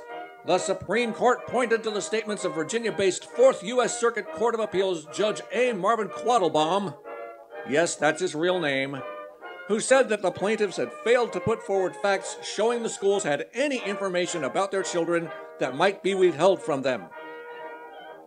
I'll just let that sit there. Coffee prices are up 78%, so of course, canned coffee has now been removed from the Consumer Price Index, along with canned tomatoes, vegetable oil, and car insurance. Already excluded were electricity, gasoline, and rent. A CPI spokesliar stated that the only way consumers will fully understand how they are absolutely not being affected by the non-existent inflation that Biden totally has nothing to do with is not to clutter up the Consumer Price Index with everyday goods and services, but to whittle it down to vinyl copies of Muskrat Love and painted rocks with googly eyes. The brain donor-in-chief mumbled through a campaign speech dressed up as a commencement at Morehouse College. He ignored the multitudes of students that had stood the entire time with their backs to him and didn't notice that several had already left. To encourage the youth about to embark on their adult lives, he retold the stories of all the deaths in his family. He invoked memories of the COVID pandemic and then proceeded to tell the all-black college graduates that if they weren't murdered in the streets for being black, they would have to work 10 times as hard to see the same success as Whitey. He continued by promising a bunch of freebies that he has no intention of delivering, and, of course, retelling the lie about marching with MLK. He then went off into something about Gaza, ending with a flourish by lying about January 6th and how there are white supremacists under everybody's bed. Congratulations, graduates. Make sure you get out and vote. For CCW News, this has been Holy Crap, this is actually happening. I'm Chuck U. Farley. Good night, and may God help us.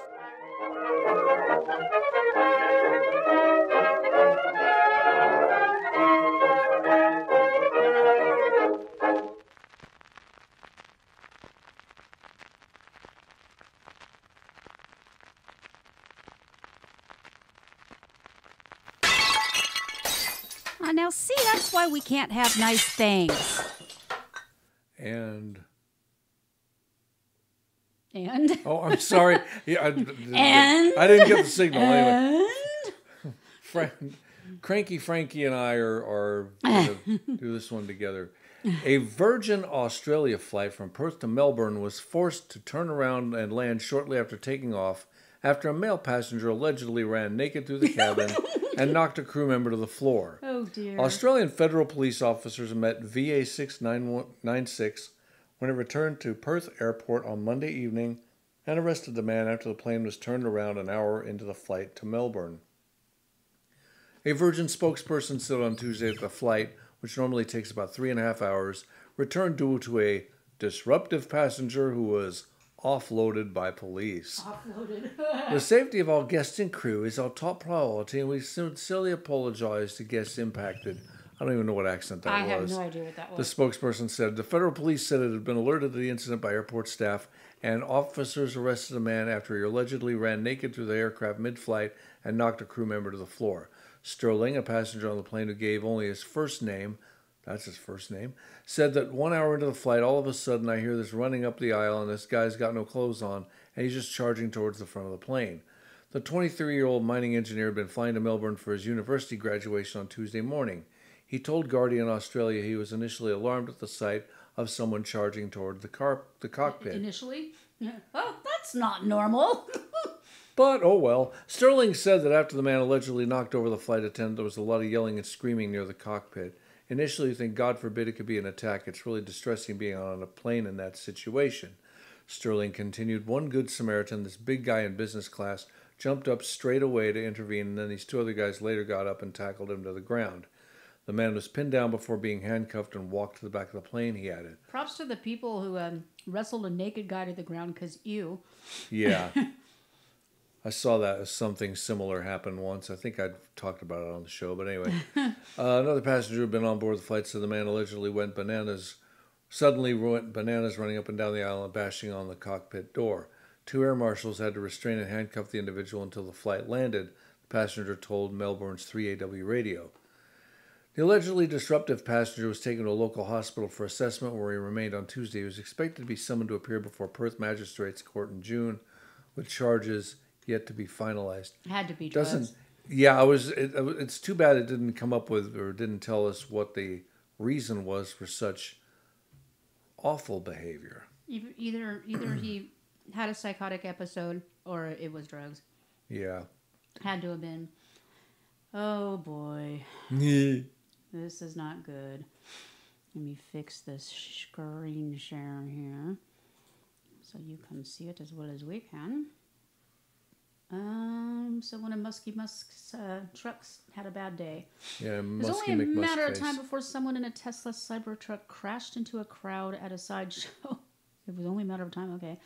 While attempting to do some sort of reverse donut thing, I think, at a gathering in Chicago, a dark copper-wrapped Cybertruck backed right into a crowd of onlookers as a couple of people hung out the window of the stainless steel truck. From the video posted over the weekend, we see the driver of the Cybertruck in the middle of a circle of people. He puts the truck in reverse in some sort of weird attempt to do a reverse donut, maybe? That's where things go wrong. The driver immediately plows into a group of people, knocking a few of them over fairly violently. Why are we saying the Cybertruck did it? It was the driver who did it. The Cybertruck didn't back into a crowd of onlookers. The idiot driver did. Why did they write like this? Well, it says the driver immediately plows. Headline says Cybertruck crashes into the crowd. But you're not reading the Cybertruck backed into a crowd of onlookers. Okay, all right. Where I was while you're reading the article. I mean, it says the driver immediately plows into a group of people. Well, yeah, but nobody reads the article. You are. You're not a nobody. Okay. Immediately plows into a group of people, knocking a few of them over fairly violently. That makes sense. They did just get hit by a sharp 6,700-ish pound monster. The driver then pulls away like nothing happened, and you can hear the crowd screaming and yelling in the background. So what I hate half articles. What happened to the dude? It doesn't say. It doesn't say. It doesn't say. Was justice served or was it not? It's hard to see in the video, but from the looks of it, everyone who was down on the ground got back up fairly quickly, which means they probably weren't too badly hurt. Surprising, given the Cybertruck's ability to injure people. Another video posted to YouTube shows more of the sideshow. The Cybertruck driver makes multiple quick stop and goes just a few feet from the surrounding crowd. The video cuts out right before he makes contact with onlookers, which is probably a good thing. If you're enough of a goober to own a Cybertruck, please show enough restraint so as not to attempt to do reverse donuts into a crowd of people. That's all I ask. Well, obviously he's a very, very biased writer, whoever this is. I've never heard of this publication, Jalopnik. It's mostly auto related, hence the name. I'm going to see if I can find the video. Let me see if I can find the video. Okay, first of all, they were videoing. This was all for a video. Uh-huh. And second of all, it's a particular demographic kind of doing that thing. Just going to put that out there. What kind of a demographic? Let's be... Well, let's just say they didn't do nothing wrong. Okay. Which is probably why... Dindus. They're Dindus, okay. Yeah, which is probably why there's not going to be any charges pressed. We don't know. But anyway. Yeah, they're hanging out the side of the truck. I wonder if it's even their truck. And then, yeah, he puts it in reverse, spins it around, and they're hanging out the side videoing the whole thing. And like 200 billion people are videoing it on their phones. And because then they that's plow what they into do. the crowd. They'd rather take pictures than help people. Yep, that's about right. Yes. Okay, this one breaks my heart. I think it had a happy ending. Sort of. Bambi comes to the rescue. Bambi? Yeah. Police say a man is in custody after allegedly stealing a Harley-Davidson motorcycle from the L Street Tavern after it's raffled off to raise $23,000 for charity. The 2010 Harley-Davidson Roadie... Oh, my.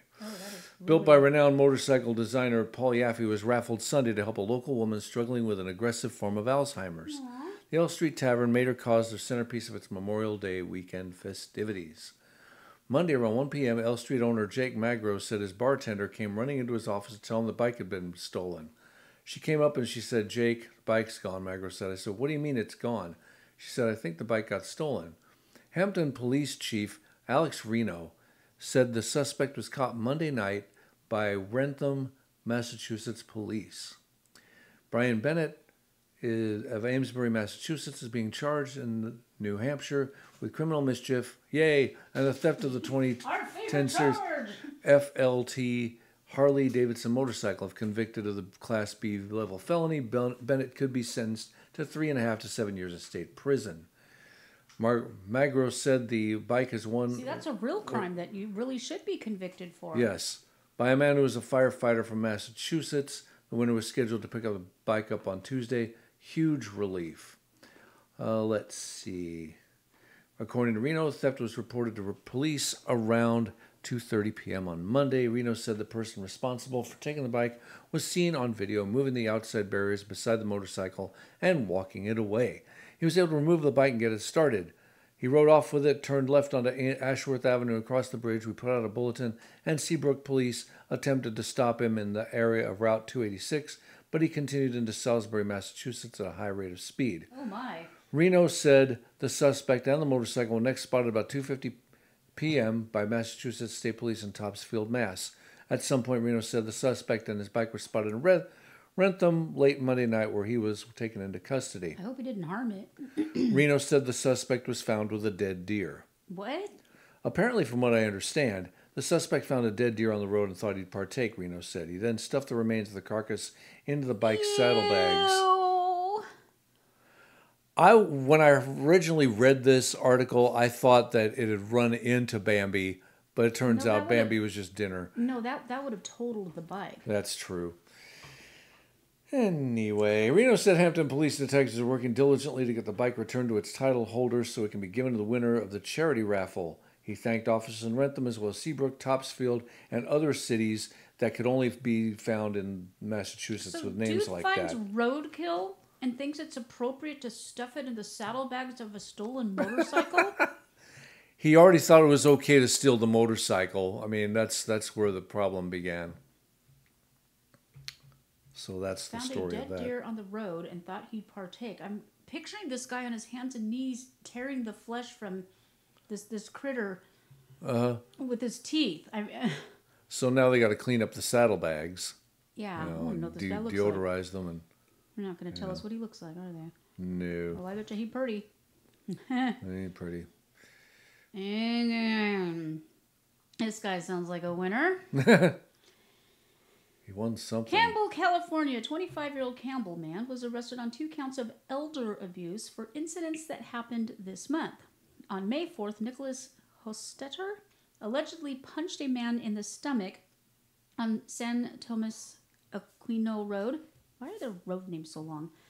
He quickly took off, but then paused for a casual photo taken by his victim. In the photo, he's seen wearing headphones and a blue sweater. He continued to run away, leading Campbell police to put out a... The photo was taken by the guy he just hit? Probably just wanted... The guy just probably wanted evidence, and dude was too stupid to, like, not just keep running. And cut off his head. It's not a good picture. Yeah. So weird.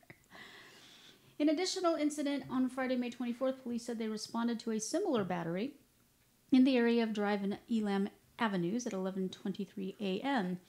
Police said they learned that 2 hours prior, a 75-year-old man was randomly punched in the face while taking a walk. When the victim and his family returned to the area to look for surveillance cameras, they encountered the suspect again, who attempted to fight the family before leaving. And then he ended up naked on an airplane in Australia. Officers began to search the area for the suspect immediately. Hostetter's parents were contacted by the police. Police, with their assistance, Hostetter exited his residence and was arrested. Oh, his own parents turned him in?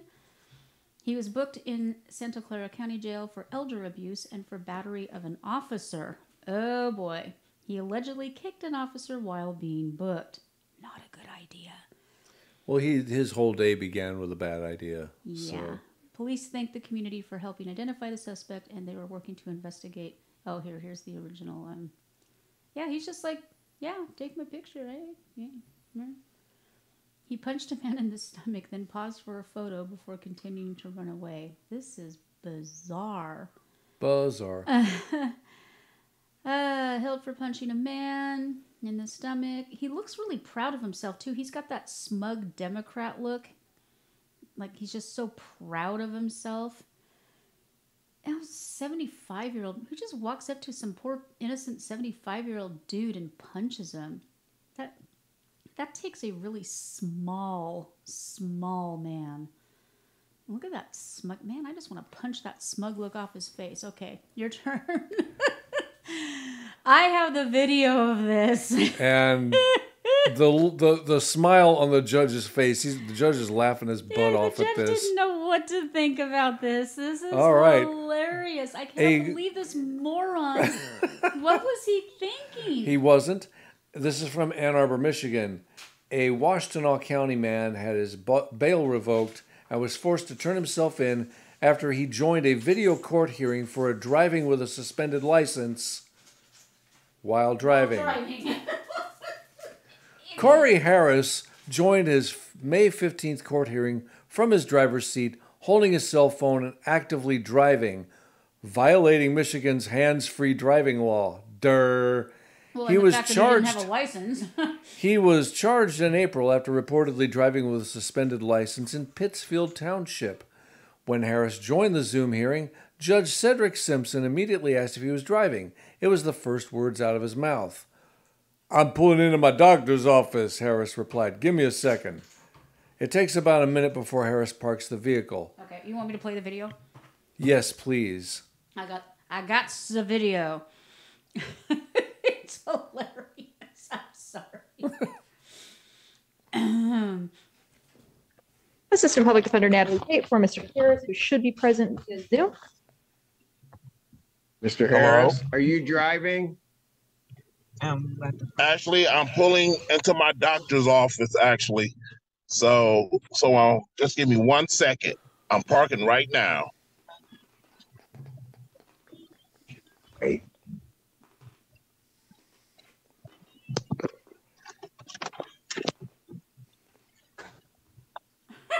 You stationary? I'm pulling in right now at this second. Yes, I am. He doesn't seem like he knows what are we that doing? He's doing anything wrong. Your Honor, we are respectfully he's an requesting an idiot. adjournment in this matter, up possibly 2 to 4 weeks if the court would allow.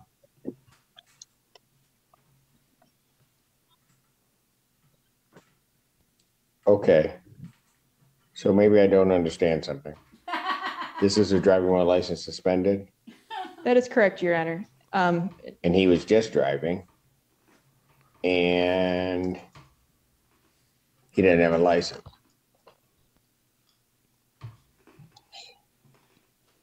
The look on his face is like he just figured this out for That's himself. what the charge is, Your Honor, yes. No, I'm looking at his record. He doesn't have a license. He's suspended and he's just driving. That is correct, Your Honor.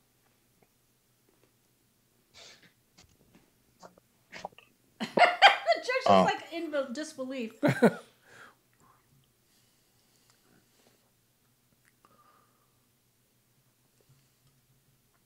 I love the long pauses because he's just like trying to process the stupidity. I know.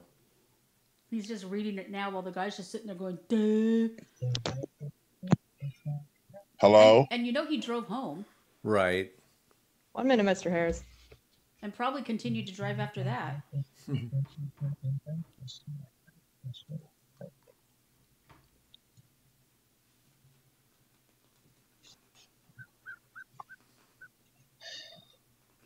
I don't even know why he would do that. So defendant's bond is revoked in this matter. Defendant is to turn himself into the Washington County Jail by 6 p.m. today.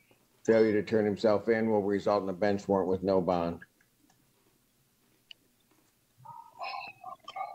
He's like, oh my God. I'm like, how did you not know? Thank you. Thank you, Your Honor. Mr. Harris, I'll be giving you a call. Okay. Court calls the case, People versus Maya Isom. They're like, next. Oh my goodness. Silly, isn't it, Frankie? So, I don't even know why he would do that. Defendant's bond is revoked in this matter. Must turn himself into county jail. What an idiot. What an absolute... Who does... I mean, you did it to yourself, buddy. No, You literally did it to yourself. Mind blown. Ooh. How about some abnormal? Sounds like a abnormal idea to me. Yes. Well, I had to bring this one up because of Rabbi Yutzi. So we're going to play Rabbi Yutzi introducing us to the concept of kosher pork because it's a thing. Are you sick of sitting out Easter dinner or getting stuck with salad? Are you tired of having bacon and eggs without the bacon? Do you wish you could sink your chops into some pork chops? At Verstucken Farms, we feel your pain. Introducing the world's first kosher pork, blessed by me, Rabbi Yutzi. It's good, I promise. Would I steer you wrong? Whether it's Tookish or Snook, you're gonna love Verstucken Farms kosher pork. I eat it all the damn time.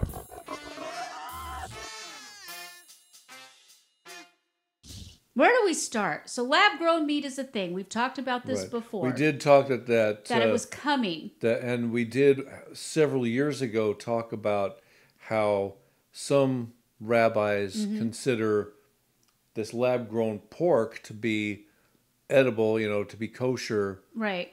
So here we are. But now we've decided to just go all in and say, no, we're banning it. At least some states have. But right. It's officially available now, so... I can't even imagine. Well, I think the thing that people are overlooking, especially vegans, is that it is grown from animal cells. Right. So I guess for all intents and purposes, it is actually meat. So what do? You want to read this one? Why? I want to know why the states want to ban it. What is the reasoning? Well, let's find out. Lab-grown meat is not currently available in any U.S. grocery stores or restaurants. If some lawmakers have their way, it never will be. Earlier this month, both Florida and Arizona banned the sale of cultivated meat and seafood, which is grown from animal cells, as you just said. In Iowa, the governor signed a bill prohibiting schools from buying lab-grown meat. Federal lawmakers... Because schools would be the first ones to... Yeah, it's cheap. The fish sticks would be like... Well, they don't even have fish in them now. I don't know. It's been 40 years. Federal lawmakers are also looking to restrict it. It's unclear how far... It's unclear how far these efforts will go. Some cultivated meat companies say they're considering legal action, and some states, like Tennessee, shelved proposed bans after lawmakers argued they would restrict consumer choices. Still, it's a deflating end to a year that started with great optimism for the cultivated meat industry. The U.S. approved the sale of lab-grown meat for the first time in June 2023, allowing two California startups, Good Meat and Upside Foods to sell cultivated chicken. Two high-end U.S. restaurants briefly added the products to their menus. Some cultivated meat companies began expanding production. One of Good Meat's products went on sale at a grocery in Singapore. I want to see how this stuff is actually grown. I mean, is it in petri dishes? I'm not sure, but maybe the article will say something. If not, we'll look it up. Yeah, I want to see what it looks like. Yeah. Before long, politicians were pumping the brakes. Lawmakers in 7 states introduced legislation that would ban cultivated meat, according to Kim Tyrrell, an associate director with the National Conference of State Legislatures. In the U.S. Senate, Democratic Senator John Tester of Montana and Republican Mike Rounds of South Dakota introduced a bill in January to prohibit the use of lab-grown meat in school lunch programs. The backlash isn't confined to the U.S. Italy banned the sale of lab-grown meat late last year. French lawmakers have also introduced a bill to ban it. The pushback is happening even though lab-grown meat and seafood are far from reaching the market in a meaningful way because it's so expensive to make. Here's the answer to your question, Melanie Hope. Right. Cultivated products are grown in steel tanks using cells from a living animal, a fertilized egg, or a storage bank. The cells are fed with special blends of water, sugar, fats, and vitamins. Once they've grown, they're formed into cutlets, nuggets, and other shapes. Companies have been heavily focused on scaling production to bring down costs and on winning government approval to sell their products. Now they're also trying to figure out how to respond to the state bans. Upside Foods launched a Change.org petition. Oh, come on, really? Change.org petitions don't do anything. Yeah. Anyway, inviting supporters to tell politicians to stop policing your plate. Got a point, I guess. It's a shame they're closing. If people want to eat it, knock yourself out, I guess. Well, as long as they don't market it as the real thing, as long as it's really clear, just like with the Incredible Meat or whatever they're calling it. It's a shame they're closing the door before we even get out of the gate. No, it isn't. Tom Resnick, the head of global marketing for Good Meat, said the company is considering its legal options, he said. Backers of the bans say they want to protect farmers and consumers. Cultivated meat has only been around for about a decade, they say, and they're concerned about its safety. Alabamians want to know what they are eating, and we have no idea what is in this stuff or how it will affect us. Republican State Senator Jack Williams, the sponsor of Alabama's bill, wrote in an email to the Associated Press. Meat comes from livestock raised by hardworking farmers and ranchers, not from a petri dish grown by scientists. But those within the cultivated meat industry say their products must meet rigorous government safety tests before going on sale. Their nascent industry isn't trying to replace meat, they say, but figure out ways to feed the world's growing need for protein. Resnick said the U.S. is currently leading the effort to develop cultivated meat and seafood with 45 companies in the space, but that could change. In January, for an example, an Israeli company received preliminary approval to sell the world's first steaks made from cultivated beef. China, of course, is also investing heavily in lab-grown meat.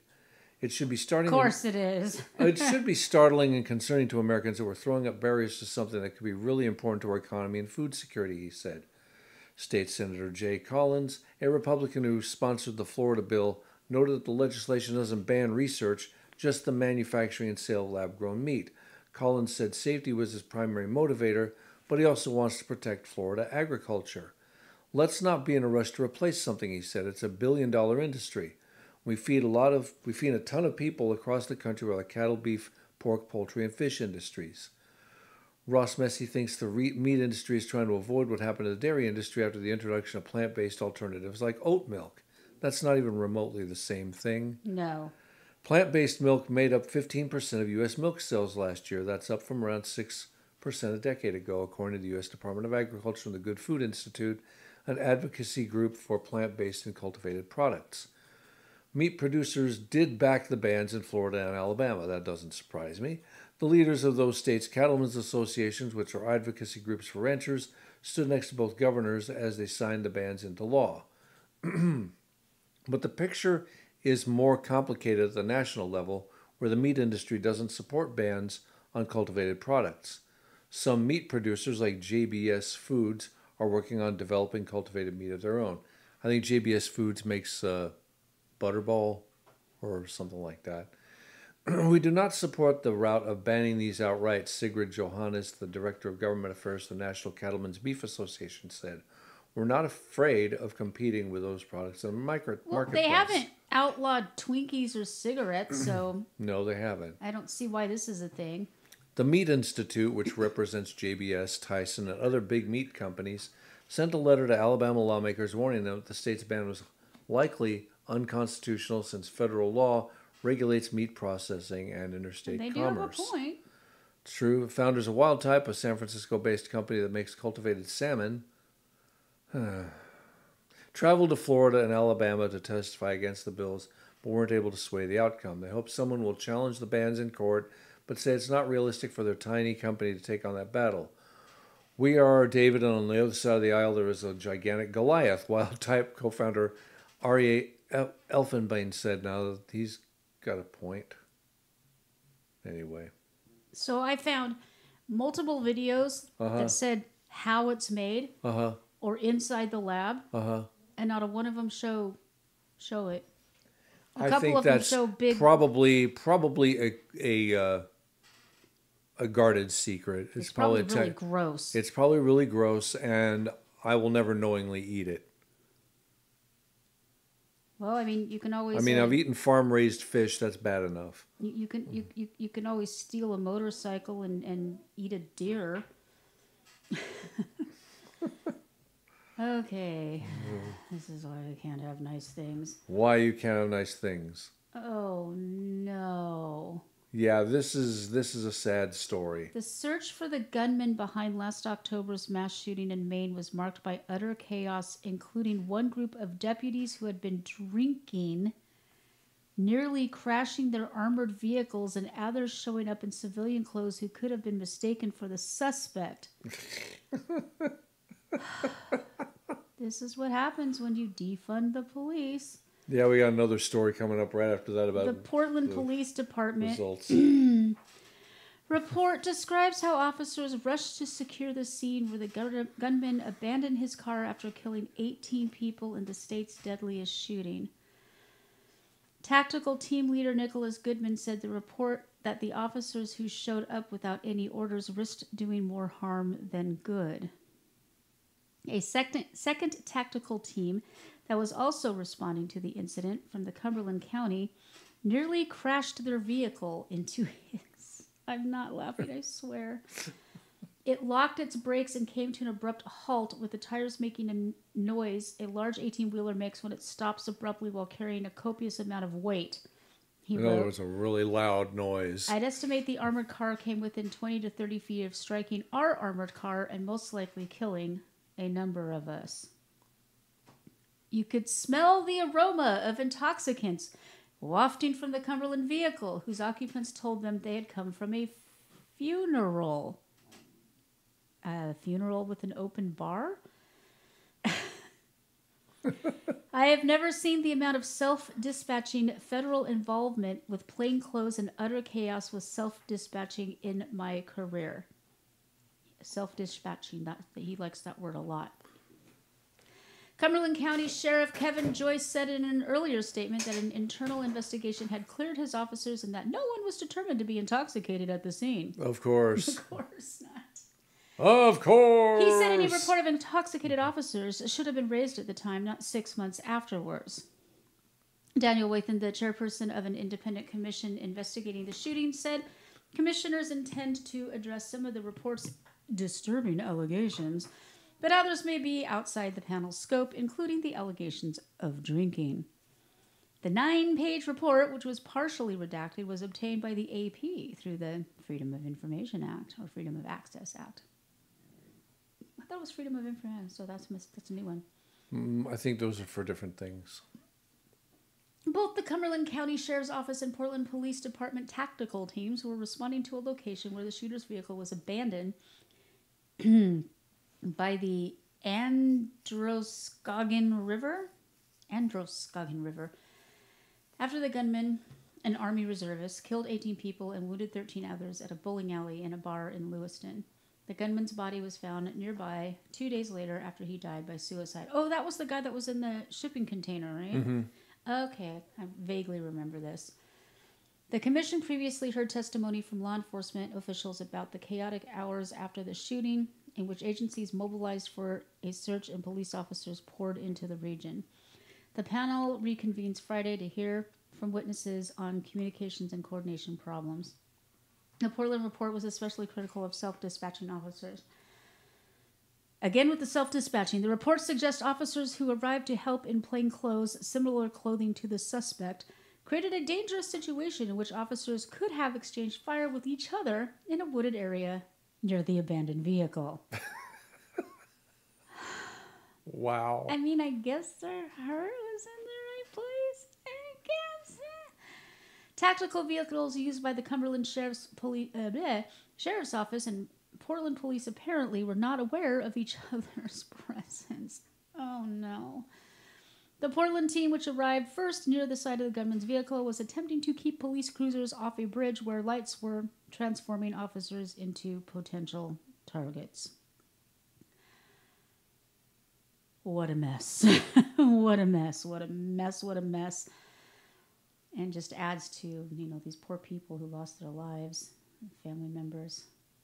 You said we have another one similar? This is another result of the oh-so-wonderful defund the police movement. A Chicago mom who called 911 during a terrifying break-in was left on her own for hours, with dispatchers telling her to call her local representatives to demand more police funding. Michelle called the emergency hotline 6 times after coming face-to-face with 2 masked bandits, only for the strange supervisor to tell her the city's severe budget cuts had left them with a bare-bones staff. A gentleman got on and said, "Sorry to say we have no units to send you." Then there was an awkward pause. Michelle told NBC Chicago Wednesday declined to share her full name or face while her would-be robbers are still on the loose. He also recommended I call my alderman, and I said, "Why?" He said, encourage him to hire more police. The dispatcher also asked me if I would consider defending myself. What? In Chicago, if I had a weapon or considered getting one. According to Michelle, the 2 strangers walked through her open back door around 12:30 p.m. after she let her dog out. They were even caught on her security camera moseying up to her property after climbing over a 6-foot-tall fence, but quickly sprinting away after finding the homeowner inside the house. I screamed, "I am calling the police," and they bolted, Michelle recalled. Michelle and a neighbor tried chasing after the men before she followed through on her promise. A dispatcher promised the frightened mother that help was on the way and directed her to wait outside. But officers didn't arrive, Why Michelle would they have said. her wait outside when they know there's men out there? Because they're... What? Because they have only the worst and least paid officers and staff. After an hour and a half and 6 phone calls to 911, she finally demanded answers from a dispatch supervisor who indicated the slow response was due to the city's lackluster police department funding. It would be another 2.5 hours before cops finally arrived. Well, she's really lucky they weren't violent. The officers who did show up cared and were apologetic. It took so long to get them there, Michelle said. I don't think it's the police department's fault. They are overstaffed and overwhelmed. Chicago police. That should be understaffed, not overstaffed. Yeah. Yeah, that should be understaffed. I guess that's why I stumbled over the words. Yeah. Chicago police told NBC Chicago that the delay in getting officers to Michelle's home may have been related to the priority list for routine dispatch calls for 911 because there was no immediate threat to life. We don't know that. Michelle 2 was left... thugs were breaking into her house. That was an idiotic thing for them to say. Michelle was left waiting as officers addressed more pressing concerns in the area. Oh, like what? A line item on an accounting paper? Donut. Despite her frustration, Michelle heeded the dispatch supervisor's advice and called her alderman's office and waited to meet with him in person. It's awful that our neighbor experienced this. Everyone deserves to feel safe in their home. First Ward Alderman Daniel Laspada said in a statement. My staff alerted me to the issue as soon as they heard it. I am in contact with 12th District Police leadership. I will continue to support any resources our districts request, and I will continue to work with the city on a proposed satellite location within West Town for the 12th District Police. Bet you if she would have called them and said, officers, I'm armed and I've already taken care of the situation, I bet you they would have been there in 5 minutes. Yeah. Yeah. But yeah, asking people in Chicago where the law-abiding citizens don't have guns because it's virtually impossible to have one. Yeah, never mind. Yeah. One last story. This one, it's short, but you can. Oy vey. This is from our friends at Reason Magazine. The University of New Brunswick, a public university in Canada. Hey. Okay, so they must be able to get away with it in Canada because it's Canada. They would not get away with it here. Oh, they would try. Oh Lord, they would try. Oh, they did, but they got sued and lost. Is seeking a research chair in quantum sensors for space application, according to a job posting. Quote. The successful candidate will bring a record of leadership in multidisciplinary and collaborative research achievements in quantum sensing technology that shows global impact. Oh, and that person must be a member of gender equity deserving groups, including cisgender women. That is an insult. Do not call us cisgender. We're just women. Transgender women, delusional men. Transgender men, delusional crazy women. Two-spirit, not a thing. And non-binary, which just means you couldn't actually commit to any of the above.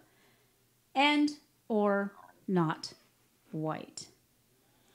Well, Canada fell a long time ago, and America just fell this week. Oh, Canada. Canada fell a long time ago.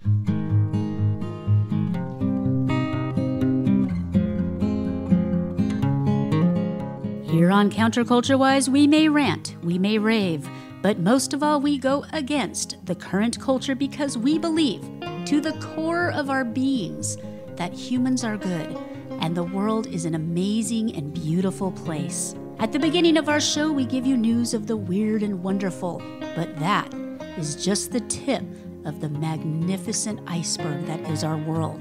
We now present news of the wonderfuller.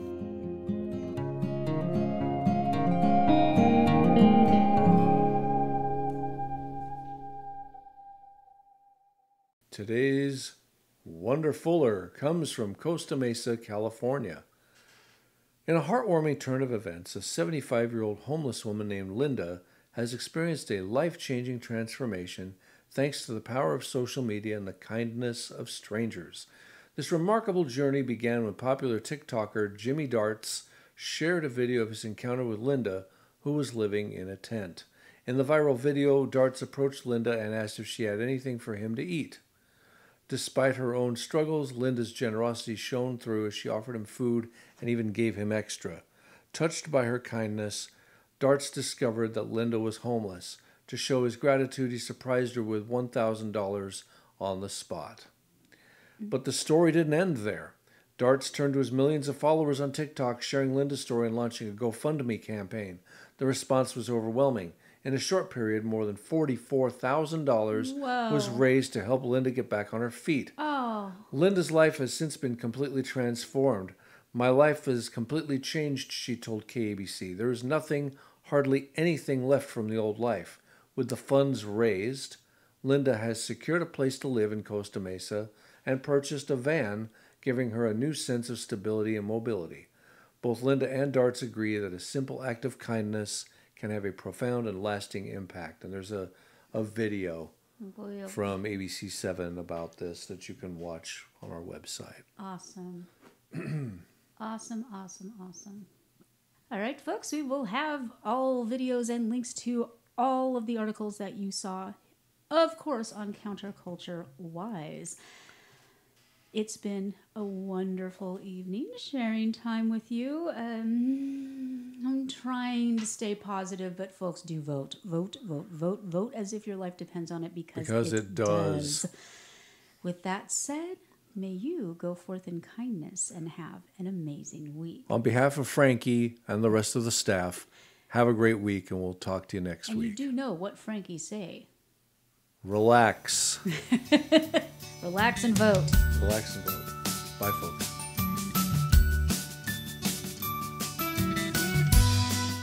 Counterculture-Wise is a Stormcat production.